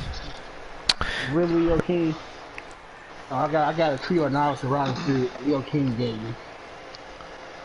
Yeah, damn it, Leo King. Did I issue the payout for that match? No, not yet. No, yet. Okay, I'll do that right now. All right. On to the next match in the semifinals. All right, where the last match was Potter Dexter defeating the Legend Killer Chairs. Okay, I got it. Okay, okay, I worked at, well, in my city we got a thing called the Green Wayne Center. And I was a server at the time. And, so, but I can't work late that day, so I didn't know. So, it's a room that the president, then when at the time, Barack Obama was the president. Right. So they told us don't go to the room, but I came late, so I didn't know. So he gave me the speech. So at the time then, I didn't know I could go in there. So the door I entered was behind the president. So when I went into the door, his agents, his Secret Service members, they all brown rushed me, got me, threw me to the ground, put their hair on my neck, and put me in handcuffs and took me to the hallway. That's the president. Like I was gonna assassinate him or something. They asked me questions. So they had to call at the time then the manager on duty. The matter of fact that I worked there. So my ID was in my car. So yeah. He comes down there and say, yeah, he worked here. He want to try to. I was late, so I didn't know. So they let me go. After I got bruised up a couple of times. I'm gonna say true. Yeah, I'm gonna say true too. That was a very fluid and interesting. I mean, there might have been some. Maybe he threw in some bullshit parts of the story. I don't know, but for the most part, I think that's a true story. Alright. And by the way, betting lines are open. Who moves on to face Potter Dexter in the tournament final? Is it going to be Freight Train Frank Miller from Team France with 2 L's, or from Team Joe Link, The Phenom Joe Lincoln moving on to face Potter Dexter for the right to fight William Regal in the championship final for the Archer vs. Unified World Television Championship. What do you guys think? Making his way to the ring from New York, weighing in at 260. I'm going with Joe Lincoln on this. I'm going Joe Lincoln. I too am going with Joe Lincoln, and look at the bets pouring in. We've got some Frank Miller and Joe Lincoln fans in the house, as they should be. How dare you all if you're not? And I had a joke time. Joke time for Glenola. And the answer was false. What? Wow. Fuckery. Oh, see, I was correct It then. happened, but everything happened, but happened to my best friend. So I was correct then. I said there could be some bullshit thrown in, but for the most part, I said, to be quoting myself, But for the most part, I thought it was true. Everything happened the way I said it, but it happened to my best friend. And it was very, very, very funny. I'll bet. Distinct Cone pushing the self-destruct button again. And anybody that is DC the only one that can press the self-destruct button? I forget. That's her own, isn't it? But I think anybody can press it. If anybody wants to join her, you can give it a try. If you want to self-destruct yourself, ! Fun. But I can't remember if I made it specifically for DC or if I made it usable for everybody. I can't remember. You said what? ! Fun. I'm gonna try to see. Well, you're a mod though. It might not work for you. Oh, okay. You know what? Let's find out. France with 2 L's tried it, I think. Or did he say something naughty? Because that did not say 69 seconds. It said 60. He said RKO. Those are naughty letters. Randy Orton was defeated. Do I need to remind you? Joe Link will remind you that Elijah Archer has been taking out legends and monsters left and right.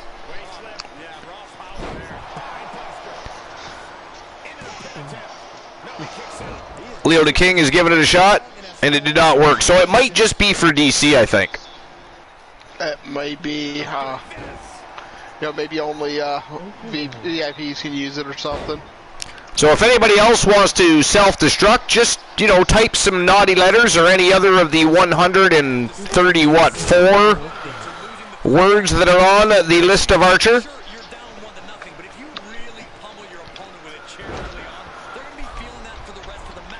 Let's check something, though.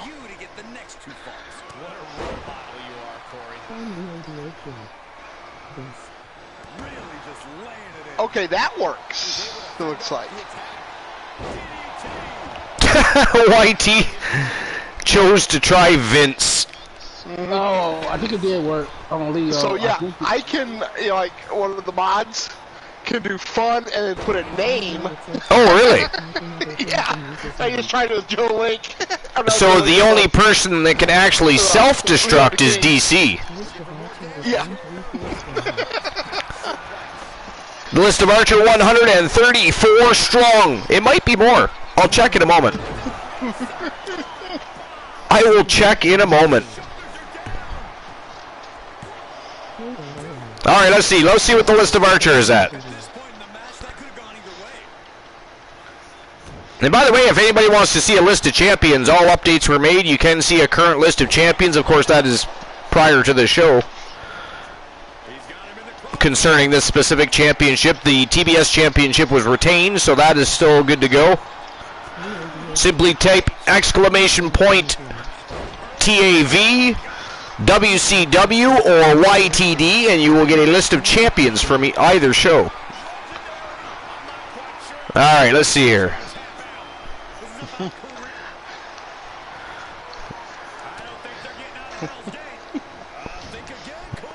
The list of Archer is at 137.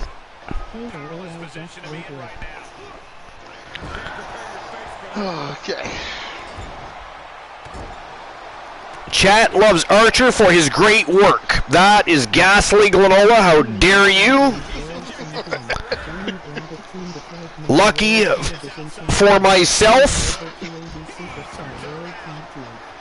I happen to have the list of Archer up and ready to go. So number 138 on the list.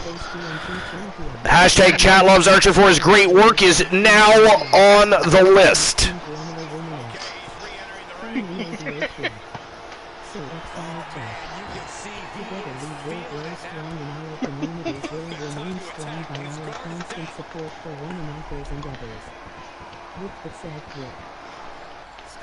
Oh! Elevated knees right to the chest by Frank Miller. That was vicious. That's what Joe gets for taking a breather. Yeah, I'm surprised he was breathing after that. That was vicious. Glenola. What? I just had to say that again because of what you typed earlier. I don't think I said it with enough spite earlier, so I just wanted to, you know.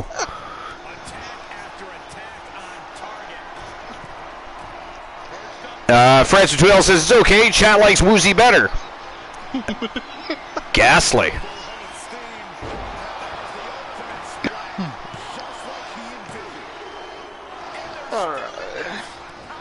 That was a close pinfall there by Joe Lincoln. So what were we going to say?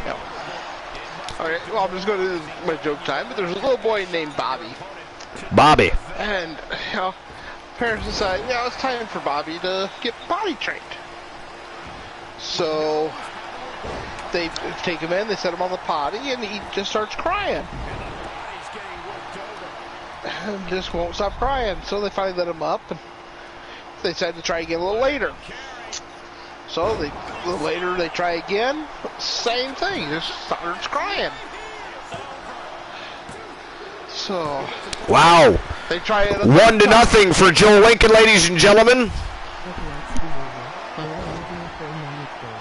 And you know, he's crying again, so finally they're like, okay. Wow, no way, ladies and gentlemen, that is it. That is all just like that. The winner of the match, and moving on to the tournament final to face Potter Dexter from Team Joe Link with a perfect score of 2-0. One via pinfall, one via submission. The phenomenal Joe Lincoln. Holy shit. He made short work of Frank Miller, did he not? Oh, wow. Go Joe Lincoln. That is crazy.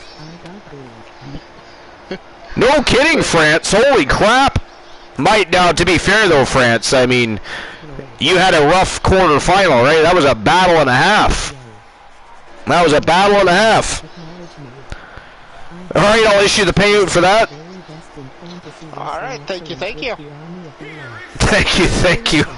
Let me guess. You won on that bet. Yeah. I did too. Oh, good God.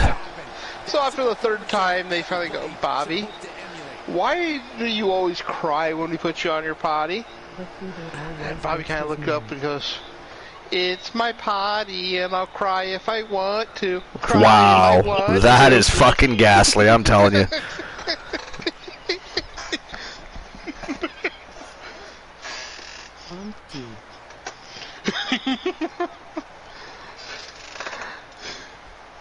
Yeah, I can't though take full credit for that joke. It's a paraphrase from, oh man, I forgot his name now. He's on America's Got Talent now. Howie Mandel. Oh, yes. Bobby is one of his creations. All right. So moving on to the tournament final.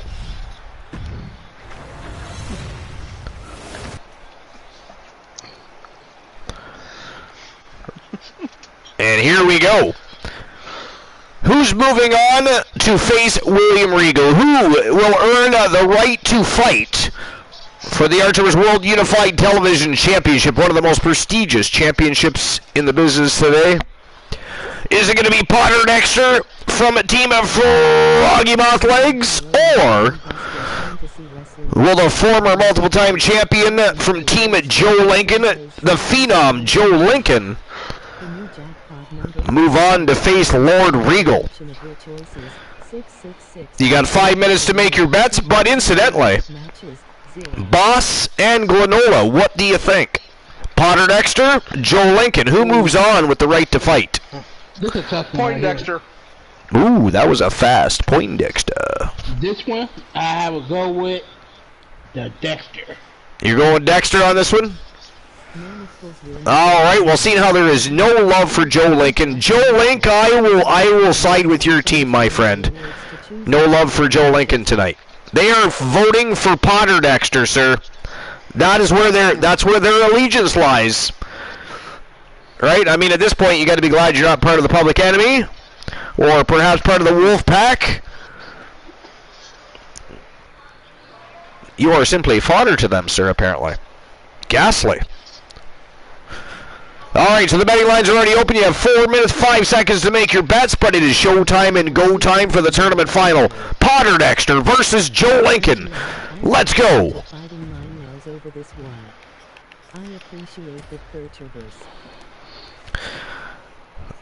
I heard ghastliness. Checking the dashboard immediately. I appreciate Joe Lincoln. Joe Lincoln, I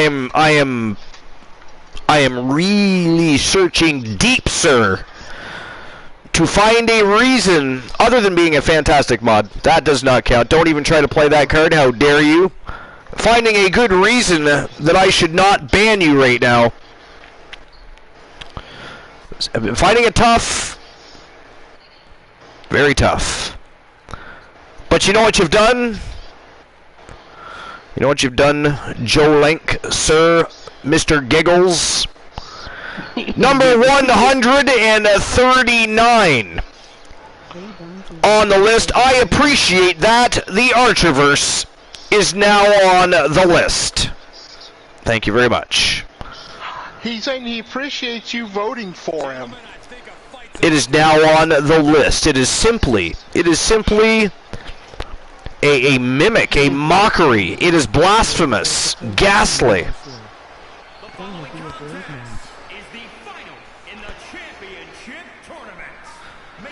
Here comes Potter Dexter.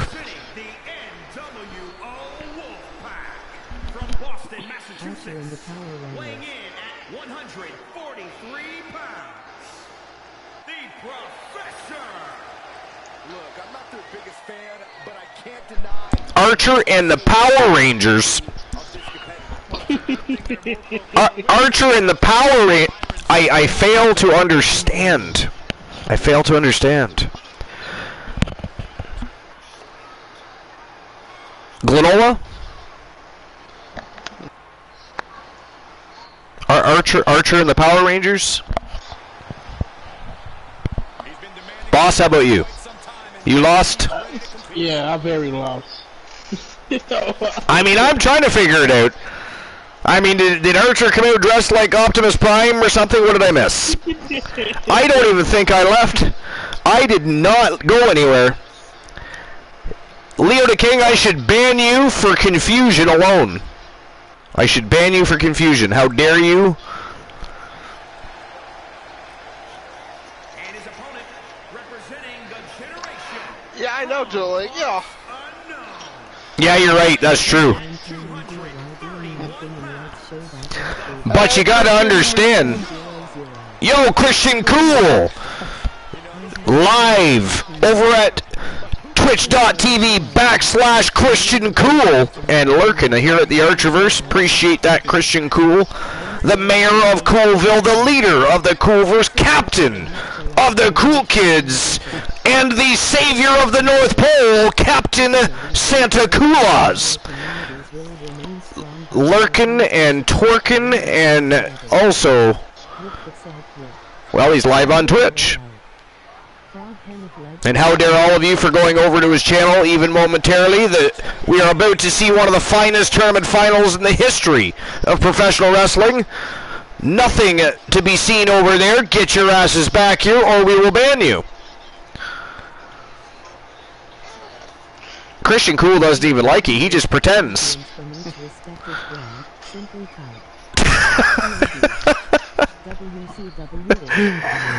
Alright, here we go. Tournament final underway. What do you guys think, though? Honestly, like, this is... Joe Link does... You know, he does pose a very... He's not wrong. They've never really had the chance to intermingle. Because Poindexter normally wrestles solely for Starrcade. He has taken a gamble here and jumping into the ring over, you know, at the Wrestle Wars arena. Trying to be like Alan Severn and be cross-brand apparently. Wants to be a cross-promotional superstar. And he's well capable of it. He is indeed. I don't deny that. It is ghastly, but I don't deny that. Froggy Mothlegs is posting pussies in the chat room. How dare you, Froggy Mothlegs? It's not that kind of channel.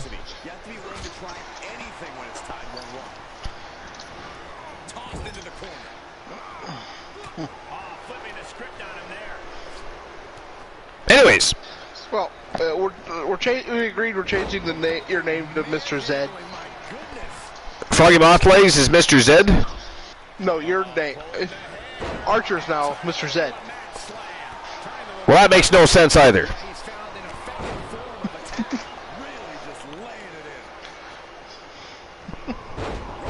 I will ban you guys along with Leo the King. And by the way, Christian Cool dropping 100 little tiny beautiful gems all over the floor. Thank you, Christian Cool. And how dare you for cluttering up my floor. Bromer never comes around to sweep shit up. You have been MIA lately and are not sweeping things up, and we are not doing it. We are doing the job of many. Amongst Bosk, Little, and myself, we are not pushing a broom. So how dare you make a mess on the floor. Ghastly.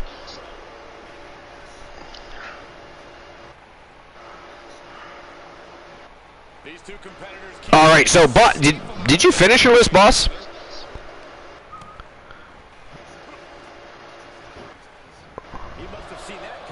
Either on mute or has disappeared. What do you think?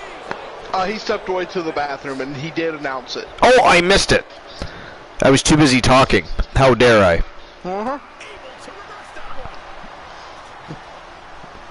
Froggy Mothlegs keeps posting pussies. 3 pussies.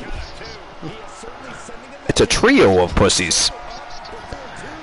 A tri-pussy collection, if you will. A trilogy of pussies. Oh, now he's done posted the coalition. That's a lot of pussies. No, wait, he threw in a raccoon. How dare you? That is not a pussy. That is no pussy, sir. That is a raccoon.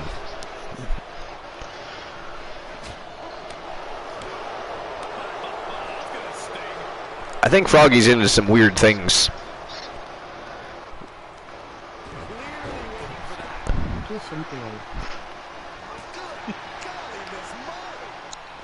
Christian Cool's a pussy? Joe Link says Christian Cool is a pussy. I mean, if he's still lurking, he's definitely gonna want a challenge to vindicate himself.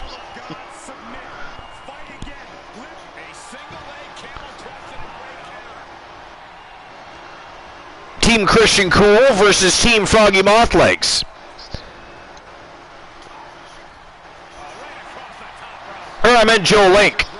I said Froggy Mothlegs because Froggy Mothlegs started the night off with posting pussies. And then Joe Link called Christian Cool a pussy. Just for a recap. So it'd be Team Joe Link versus Team Christian Cool. Phenom versus Pussy. If they were a tag team, the Phenomenal Pussy.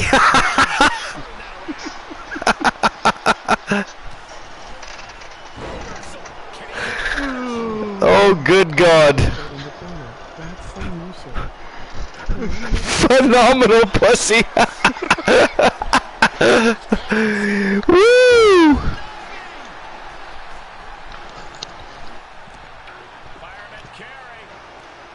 Whoa! Good Lord. The new jackpot number for a chance to win a channel redemption of your choices. 666. The number to win a YTV championship matches. 0. And Leo the King is calling people pussy bitch. Phenomenal pussy.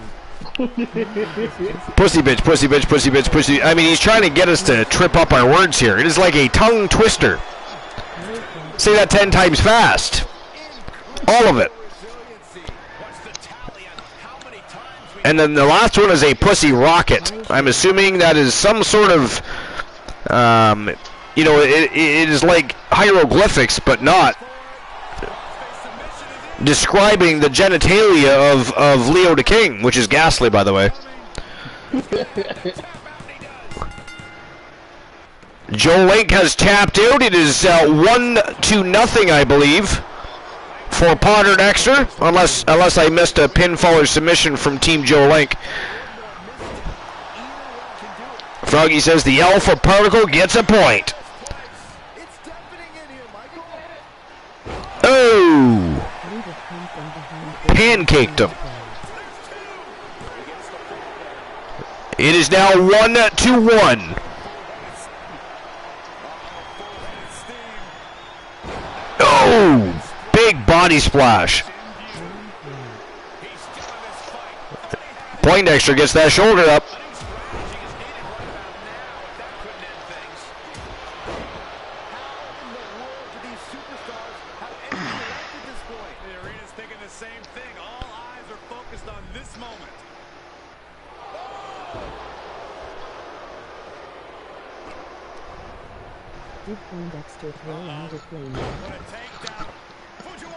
What about your genitalia? Oh, did Poindexter throw a claymore? That's not what I heard. I'm sorry. Actually, I was trying to catch up on the chat, so I don't know. Glenola? Whoa, there it is. Ladies and gentlemen, that is it. That is all. The winner of the tournament, and moving on to the championship final with the right to fight Lord William Regal for the Archerverse Unified World Television Championship from Team Froggy Mothlegs, the Professor Potter Dexter. Congratulations again to Team Froggy Mothlegs. Can we get a shout out for Team Froggy Mothlegs, please? I'm surprised he got it one confused.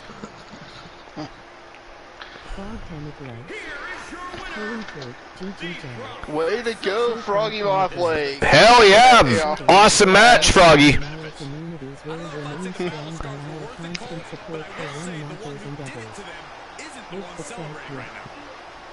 Was gonna say, don't make Joe shout me out after his client's loss.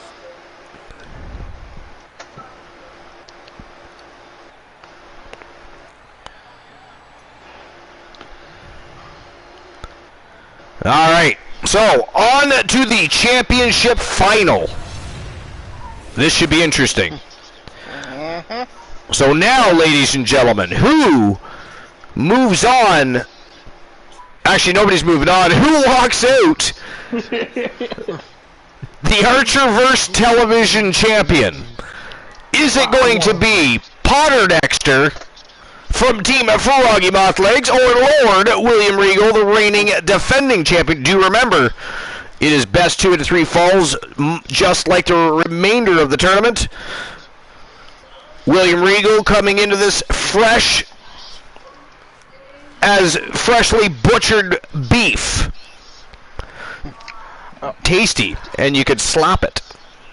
Thank you for the Archerverse Bucks. And I'm going with Poindexter for the win. You're going Poindexter for the win? You guys are both going with Poindexter, are you now? I hope he shall not be named doesn't interfere. Alright, so Yeah, the whole turn is it going to be Potter Dexter or Lord William Regal? And, by the way, since time does allow it, we are now at the main event of the tournament for the Archivers World Unified Television Championship. So after the championship matchup, I will give you guys a sneak peek of the new YTD Academy arena.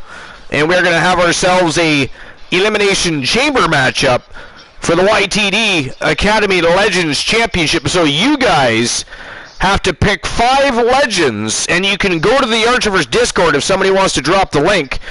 Go to Claimable Superstars, and you can see a list of all the superstars. Pick out the legends. Pick some of them you'd like to see in the matchup. And we will have one final match of the night before we invade somebody's channel. Now, I am going to ask a clarification. Clarification.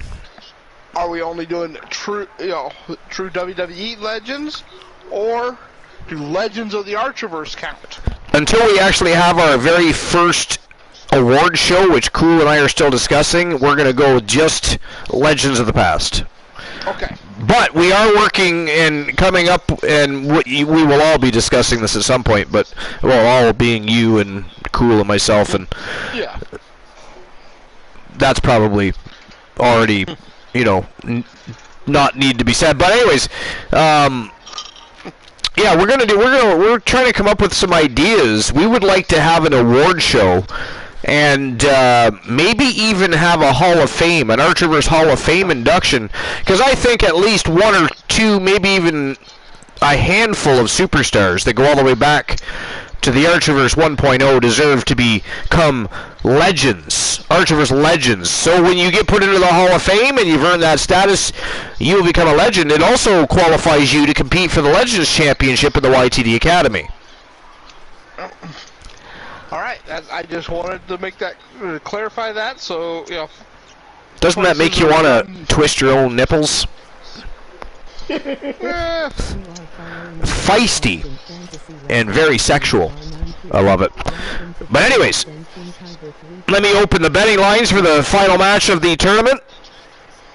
The championship final for the Archivers World Unified Television Championship. Potter Dexter versus Lord William Regal. Hello, King Kyber 34. Welcome. Welcome on in. Welcome to episode number 388 here at the Archivers. We're actually at the final of a fantastic Archivers World Television Championship Gold Rush Tournament. Best 2 out of 3 falls were the stipulations throughout the tournament. And then we're going to have one final matchup, a go-home happy match, if you will, concluding the tournament. So welcome on in.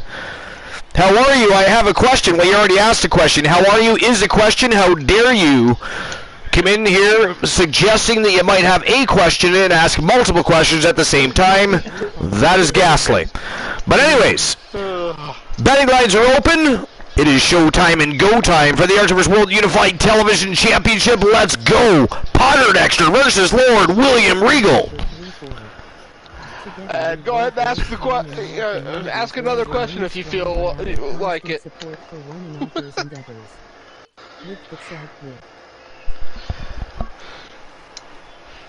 And while we do that, I just actually found something, a new thing, new article here, Archer.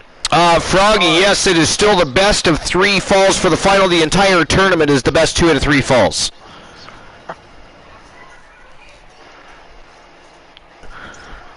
He did not ask if I was a villain or a heel. Froggy Mothlegs, how dare you? I did not see Knight. What is his name? It's King Kyber. Oh, King Kyber. I thought it was Knight something. Okay, King Kyber 34 did not ask if I was a heel or a villain. How dare you? Ghastly. How dare you assume such things? But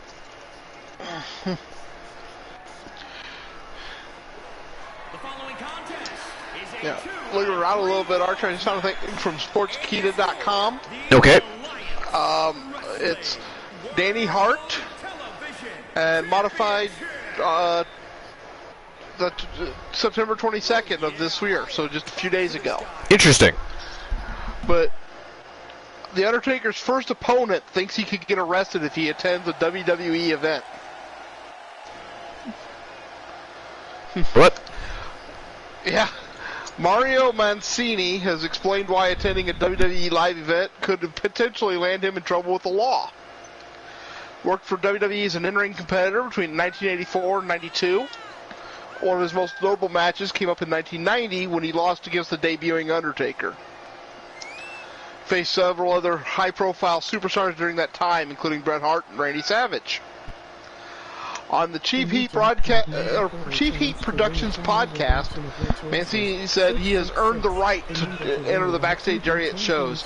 If he ever attempts to go backstage and is prevented from doing so, he thinks it could lead to his first arrest. I even told my students at Paradise Alley Pro Wrestling, if they made it to the WWE, I'm going to come back there and see you if you make it there. Mancini said, Mario, I don't know if they'll let you back there. I go, oh, excuse me, what? Let me tell you something. If I showed up at a WWE event and they didn't let me in the back, that would be the first time in my whole life I'd get arrested. I would get arrested. Mancini made headlines before WrestleMania 38 when he made it clear that he wanted to attend the Undertaker's Hall of Fame ceremony. Yeah. Invite never arrived, and Mancini has still not interacted with the dead man in more than 30 years. Interesting. And by the way to go, Froggy Mouth Legs. You scared off King Kyber. He didn't even ask his question. Ghastly being. I forgot to get my vote in there. He was a multiple-time intercontinental and tag team champion, plus a former King of the Ring. Not to mention a real man's man. I sure do miss that baby. Well, I'm sure a painful lesson is playing. Almost missed getting my vote in there. Indeed, class is now in session. Shoot. There's 30 seconds. And it looks like Potter Dexter is the overwhelming favorite right now. 8.8 thousand versus 500 on William Regal. Well, I would say that's overwhelming.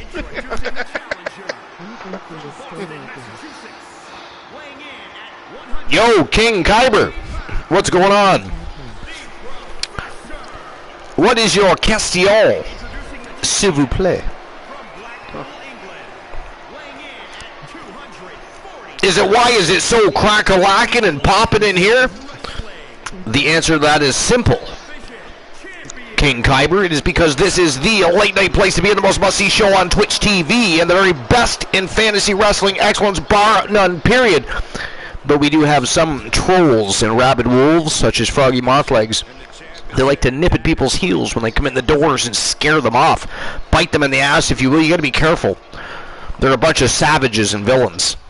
Discord. Archer's Army welcomes you to join us on the Archerverse Discord to either promote your content or just skip. You suck, Lanola. How dare you? The final match? Ghastly.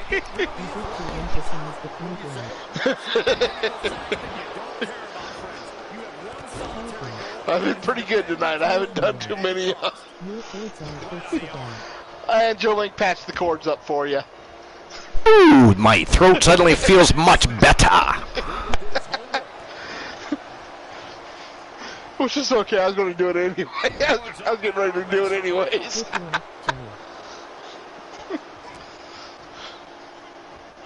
He switches it back around. We utilize the technology to create custom shows, blogs. We have 8 set streamers become wrestlers progressing throughout our season winning.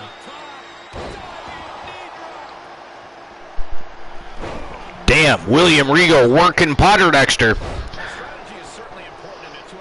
You know, the trick for anybody facing Lord William Regal is going to be to overcome his unorthodox style.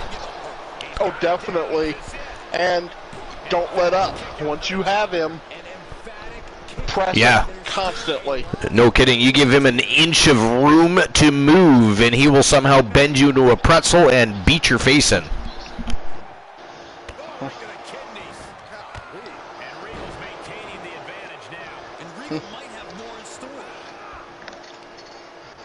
Yeah. Oh, look at this. German suplex. And not done yet. Another German. That's You know what what? I I hate to say it, but that's like Lance Storm. Once if you're in the ring with him, you got to just keep pressing the attack. Yeah. I feel sorry for you if you're in the ring with him, because you are not getting a high-ranked match. You know?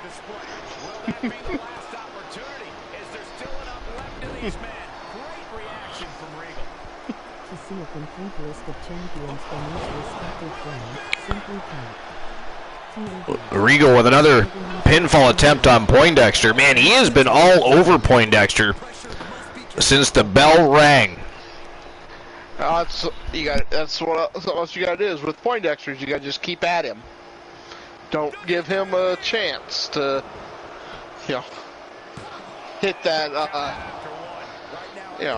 that arm bar. In anything. Yeah.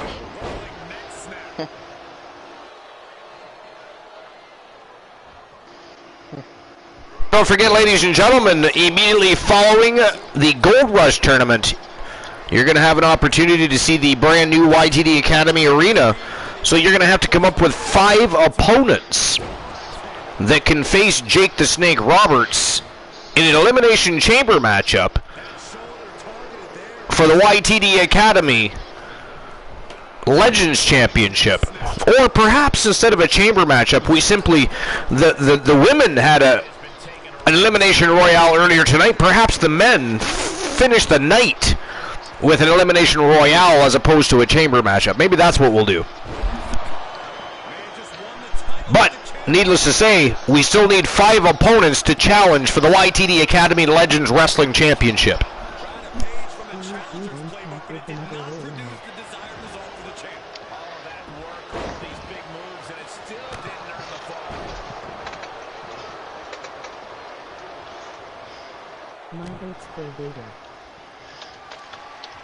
One vote for Vader. Just kind of pay attention to those bossing little and see what we get out of the peanut gallery, if you will.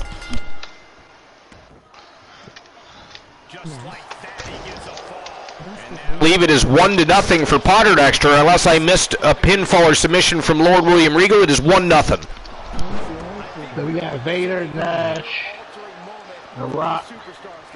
The spoils will only go to the victor, and I have a feeling we're close to finding out exactly who that will be.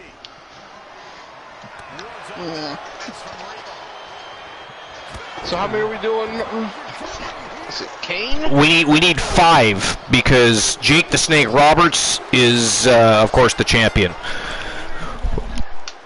Wow, ladies and gentlemen, that is it. That is all. The winner of the match and the tournament and new Archerverse Unified World Television Champion. And by the way, that now makes him a member of the Archerverse Wrestle Wars roster. I mean, this is getting ridiculous with the Wolfpack being cross-brand here.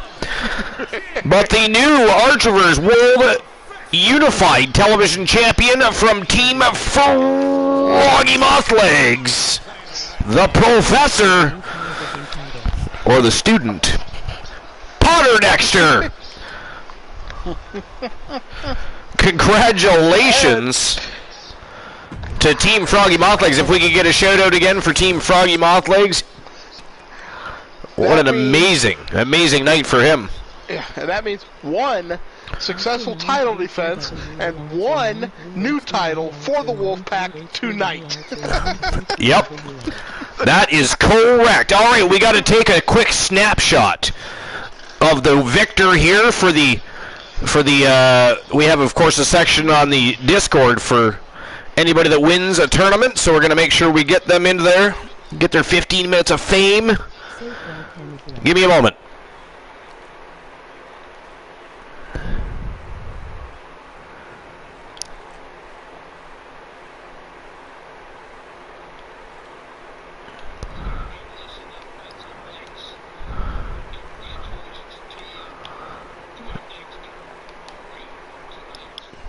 The Wolfpack is growing stronger every day. And Thursday night, War will destroy. Television. What the heck was that? Severn picks the damnedest of times to sneak in and cut a promo, I gotta tell you.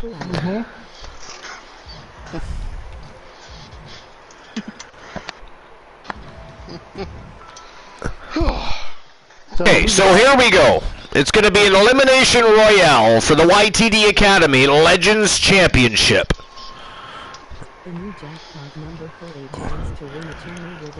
The question is, who do we have face Jake the Snake Roberts? So far we got Vader, we got Nash, Rock, Kane, Kane, and the Hurricane. So we need 5 of those. 1, 2, 3, 4, 5. That is 5? Vader, Nash, Rock, Kane, Hurricane. Alright, hold on. So Vader, Kevin Nash. Yep. Who else? Hurricane. Rock. Oh, The Rock, okay.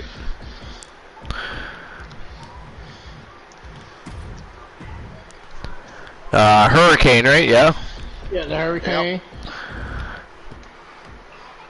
Yep. And we got Kane. Kane? Mm-hmm.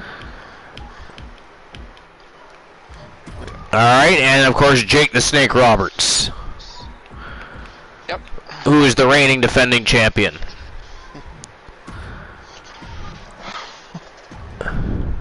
Alright, let's get the title on the line here. And do we want to open the betting lines for this? Oh, definitely. Oh, wait a minute. Why does that still say... It doesn't matter. It'll change hands either way. I must have forgot to change it for when Kurt Hennig lost. This is, of course, exhibition mode, so if you don't change it, it doesn't change it for you. Yeah. But it won't matter. Other than the fact Jake won't come out with the belt, he's going to be very angry. That could give him an advantage. Kurt Hennig hasn't given him his belt yet. Because this is Jake the Snake's first defense of this title. So clearly, he has not received his championship belt yet. That's ghastly. That is gassy. Nothing to do with Archer vs. Management, though. Do not blame us. Thank you very much. He's going to bring out the pet for Archer to cuddle with. We don't like... That is not a pet. That is a creature. A serpent.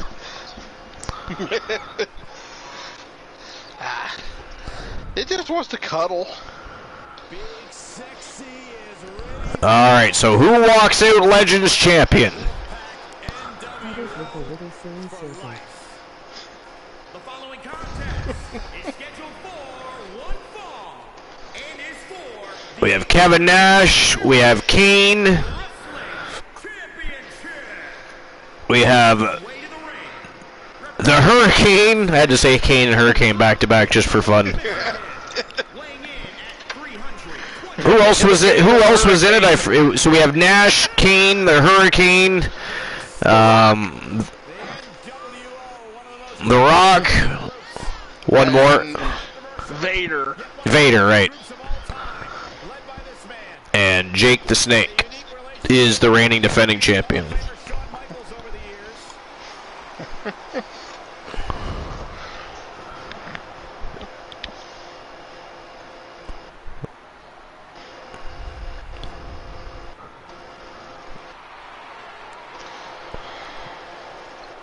Alright, there we go.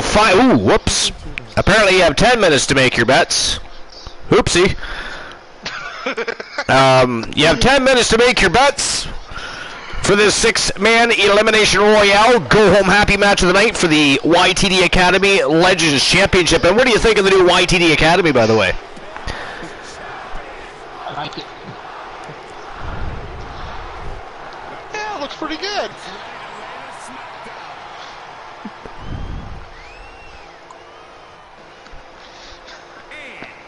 Again, just a fresh cut, clean cut look to the arena.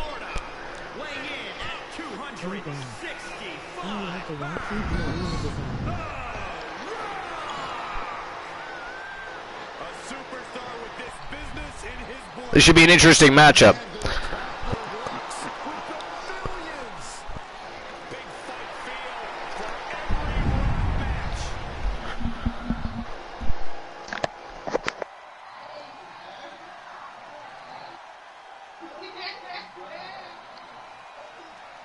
I hear Mrs. Boss. Yeah, she's watching her YouTubers. Yo, Mrs. Boss, what are you doing? What's going on? What's doing exciting? What's crack-a-lackin'?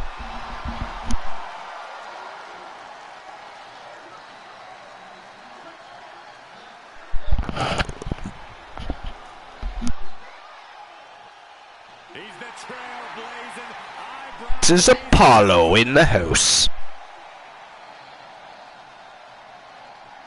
The great one, ready for action.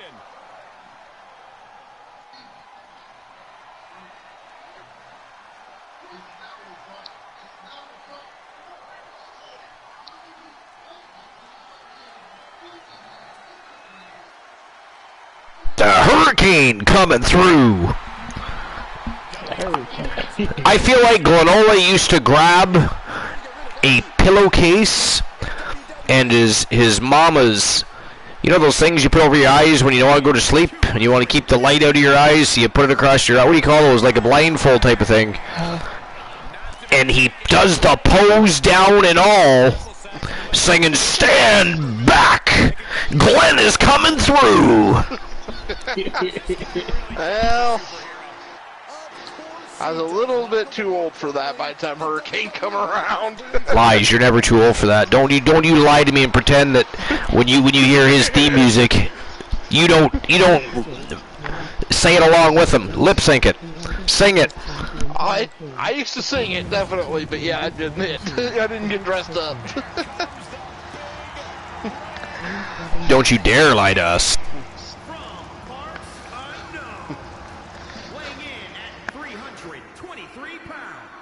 Whose name I will say very correctly. One of the most dominant, destructive forces. By the way, since the discussion of our first ever award show, because we have been, don't forget, we are approaching the 2-year mark here at the Archiverse. And again, thank you goes to all of you. And the new opening to the show will always, of course, acknowledge each and every one of you, thanks to the great Glenola and his treacherous behavior. We now have a brand new show opener. But I don't know. That one always almost 2 years and we've never had an award show, so we are going to be having an award show at some point. We are going to have some Hall of Fame inductees. Now here's something you guys can do. You guys can, especially those of you that have been around since the Archiverse 1.0 or perhaps the Archiverse 2.0, think of some people that you think might be inducted for the first time into the Archiverse Hall of Fame. What will the award be called? To be determined. Here you think you're going to get all of the apples out of the basket in one shot without spilling it, sir? I will say there is one team that definitely deserves it, and that is the Bluewood Boys. I think they were so influential in 1.0 that they truly deserve it. Okay, that is definitely, you're not wrong. Now, sadly, you know, neither are active, and we don't know if we have, you know, contacts, but we can see if we can't perhaps look into that as an option for, yeah. You know, and I consider Dabs part of the Bluewood Boys. You know, he was the leader, yeah. You know, so I mean, but yeah, you know, they were. But like you said, unfortunately, they're not active anymore. And even when they are, they're, you know, not necessarily around, so to speak. Although they did gift some subs not long ago. Under an anonymous user account. Yeah, sounds like that. Yes, well, he all but actually used the words to confirm it, but it was definitely him. And I knew because there was no, because he's done that before, number one. Number two, earlier in the day when I was in I'm Just Keystream, like I always usually am first thing in the morning, putting the girls on the bus, whether it be lurking or actually able to communicate with everybody. Dabs had asked if I was doing a show that night, and I actually was doing a show that night, because if you recall, Fall Brawl was a little bit late, and it was on a Monday instead of a Sunday, and that's when he showed up and dropped the gift subs. So it was not coincidence. There was no coinky-dink there. All right, ladies and gentlemen, I will be absent for a momento. The host with the most must bleed the bladder with the most, so I'll be right back. Meantime, if you guys have any additional factual information that you'd like to discuss, feel free. I will be right back.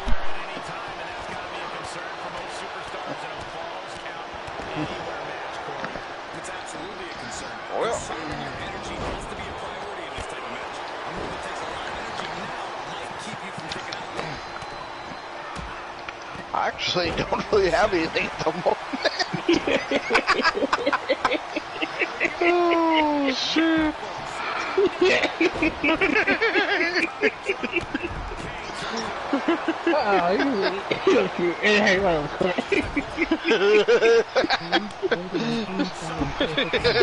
Actually, I don't have that at the moment.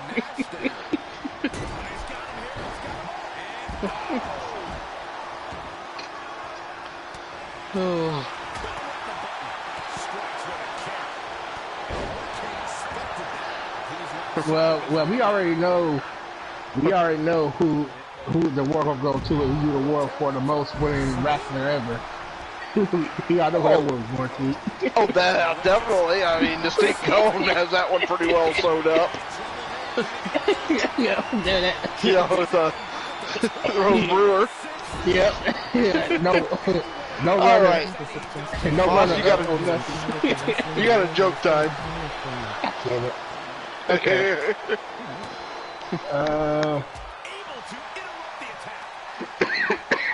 Alright,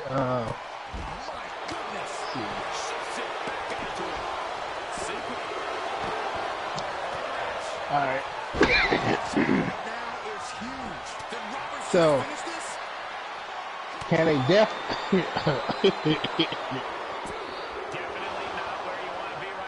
Can a deaf... If a person's deaf, can he still go to a hearing court?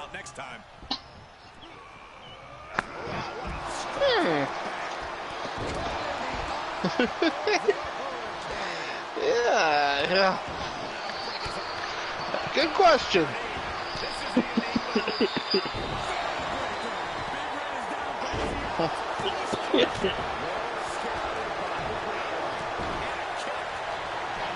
Hey, Froggy, when they did their first clock, I didn't know what time it was.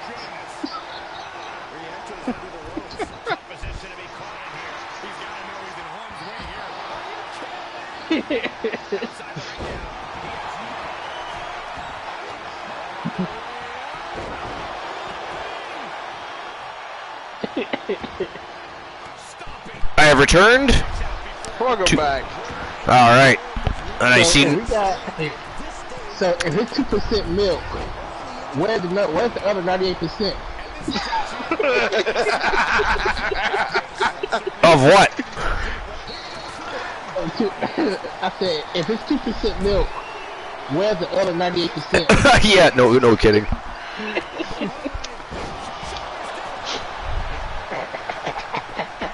No eliminations as of yet, I see. Good God. What the hell was that? Martino. What the hell? Sam Martino. Watching. We will find you. Sam Martino. Uh-oh. Oh, I don't know what the hell that was, but Kevin San Martino just put on notice. Perhaps Glenola can explain that one. I don't know. That didn't sound like Severn. No, not at all. No, somebody else grabbed the mic from me, and I wasn't about to say no. Not about to say no. So I can assume that No to war. I was going to say that someone is War the Machine. Yeah. San Martino has a beef with San Martino, does he? Well, as the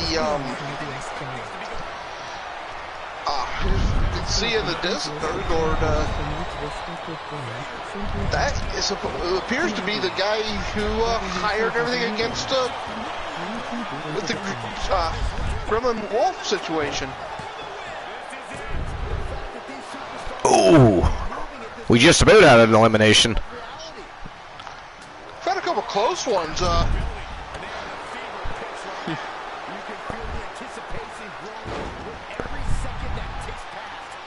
Referee getting a little exercise with his arm there. Yeah. Most of them. Oh! Kevin Nash with a big power bomb outside the ring. Man, Vader bounced off that floor and somehow kicks out. Good God.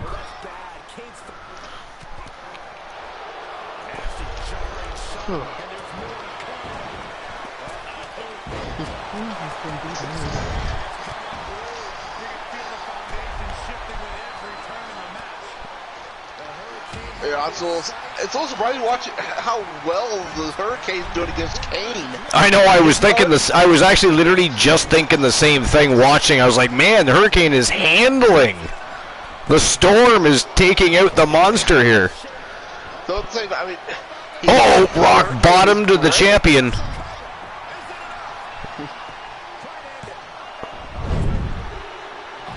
Ooh, Roberts kicked out. The Snake's still alive. Here comes a people's elbow, though. Looking to squish the head of the Snake. Hurricane got there. Right in the middle, though.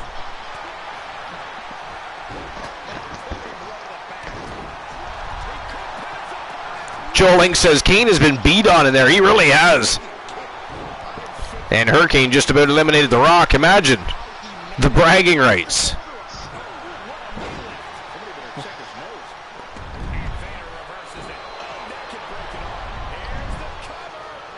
Oh, look at the roll up here by Nash.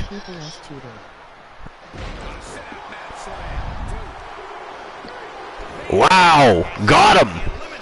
Vader is gone. Down to 5.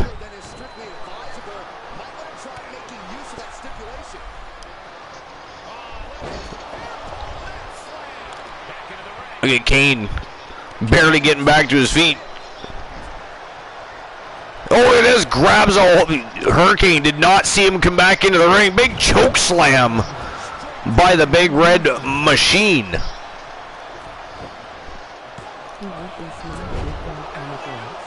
Man, the Hurricane kicked out again.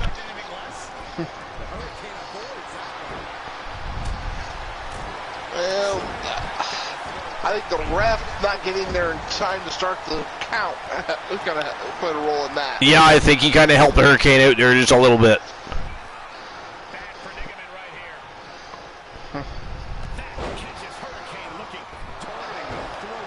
The Rock drops him throat first off the top rope.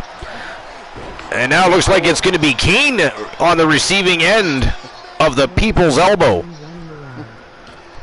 I will say That will be the next move to go, you know. It'll be the People's Elbow versus the one People's Elbow. And Kane has been eliminated by the Great One. Oh, yeah, friends with 2 L's. Yeah, I'm right. I am the one in the lead right now. Wow, the Hurricane away. has been eliminated. Float over DDT by The Rock, the champion. Look at this. Wow, big short arm clothesline takes The Rock right off his feet, but Nash moving in. Big Sexy gonna set the Snake up for a ride. Or not. Look at this, catches The Rock. The Rock ran right into the DDT. Wow.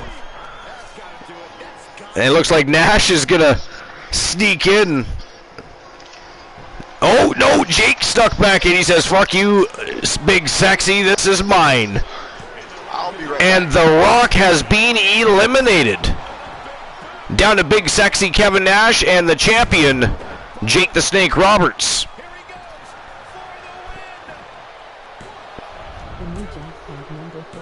Wow!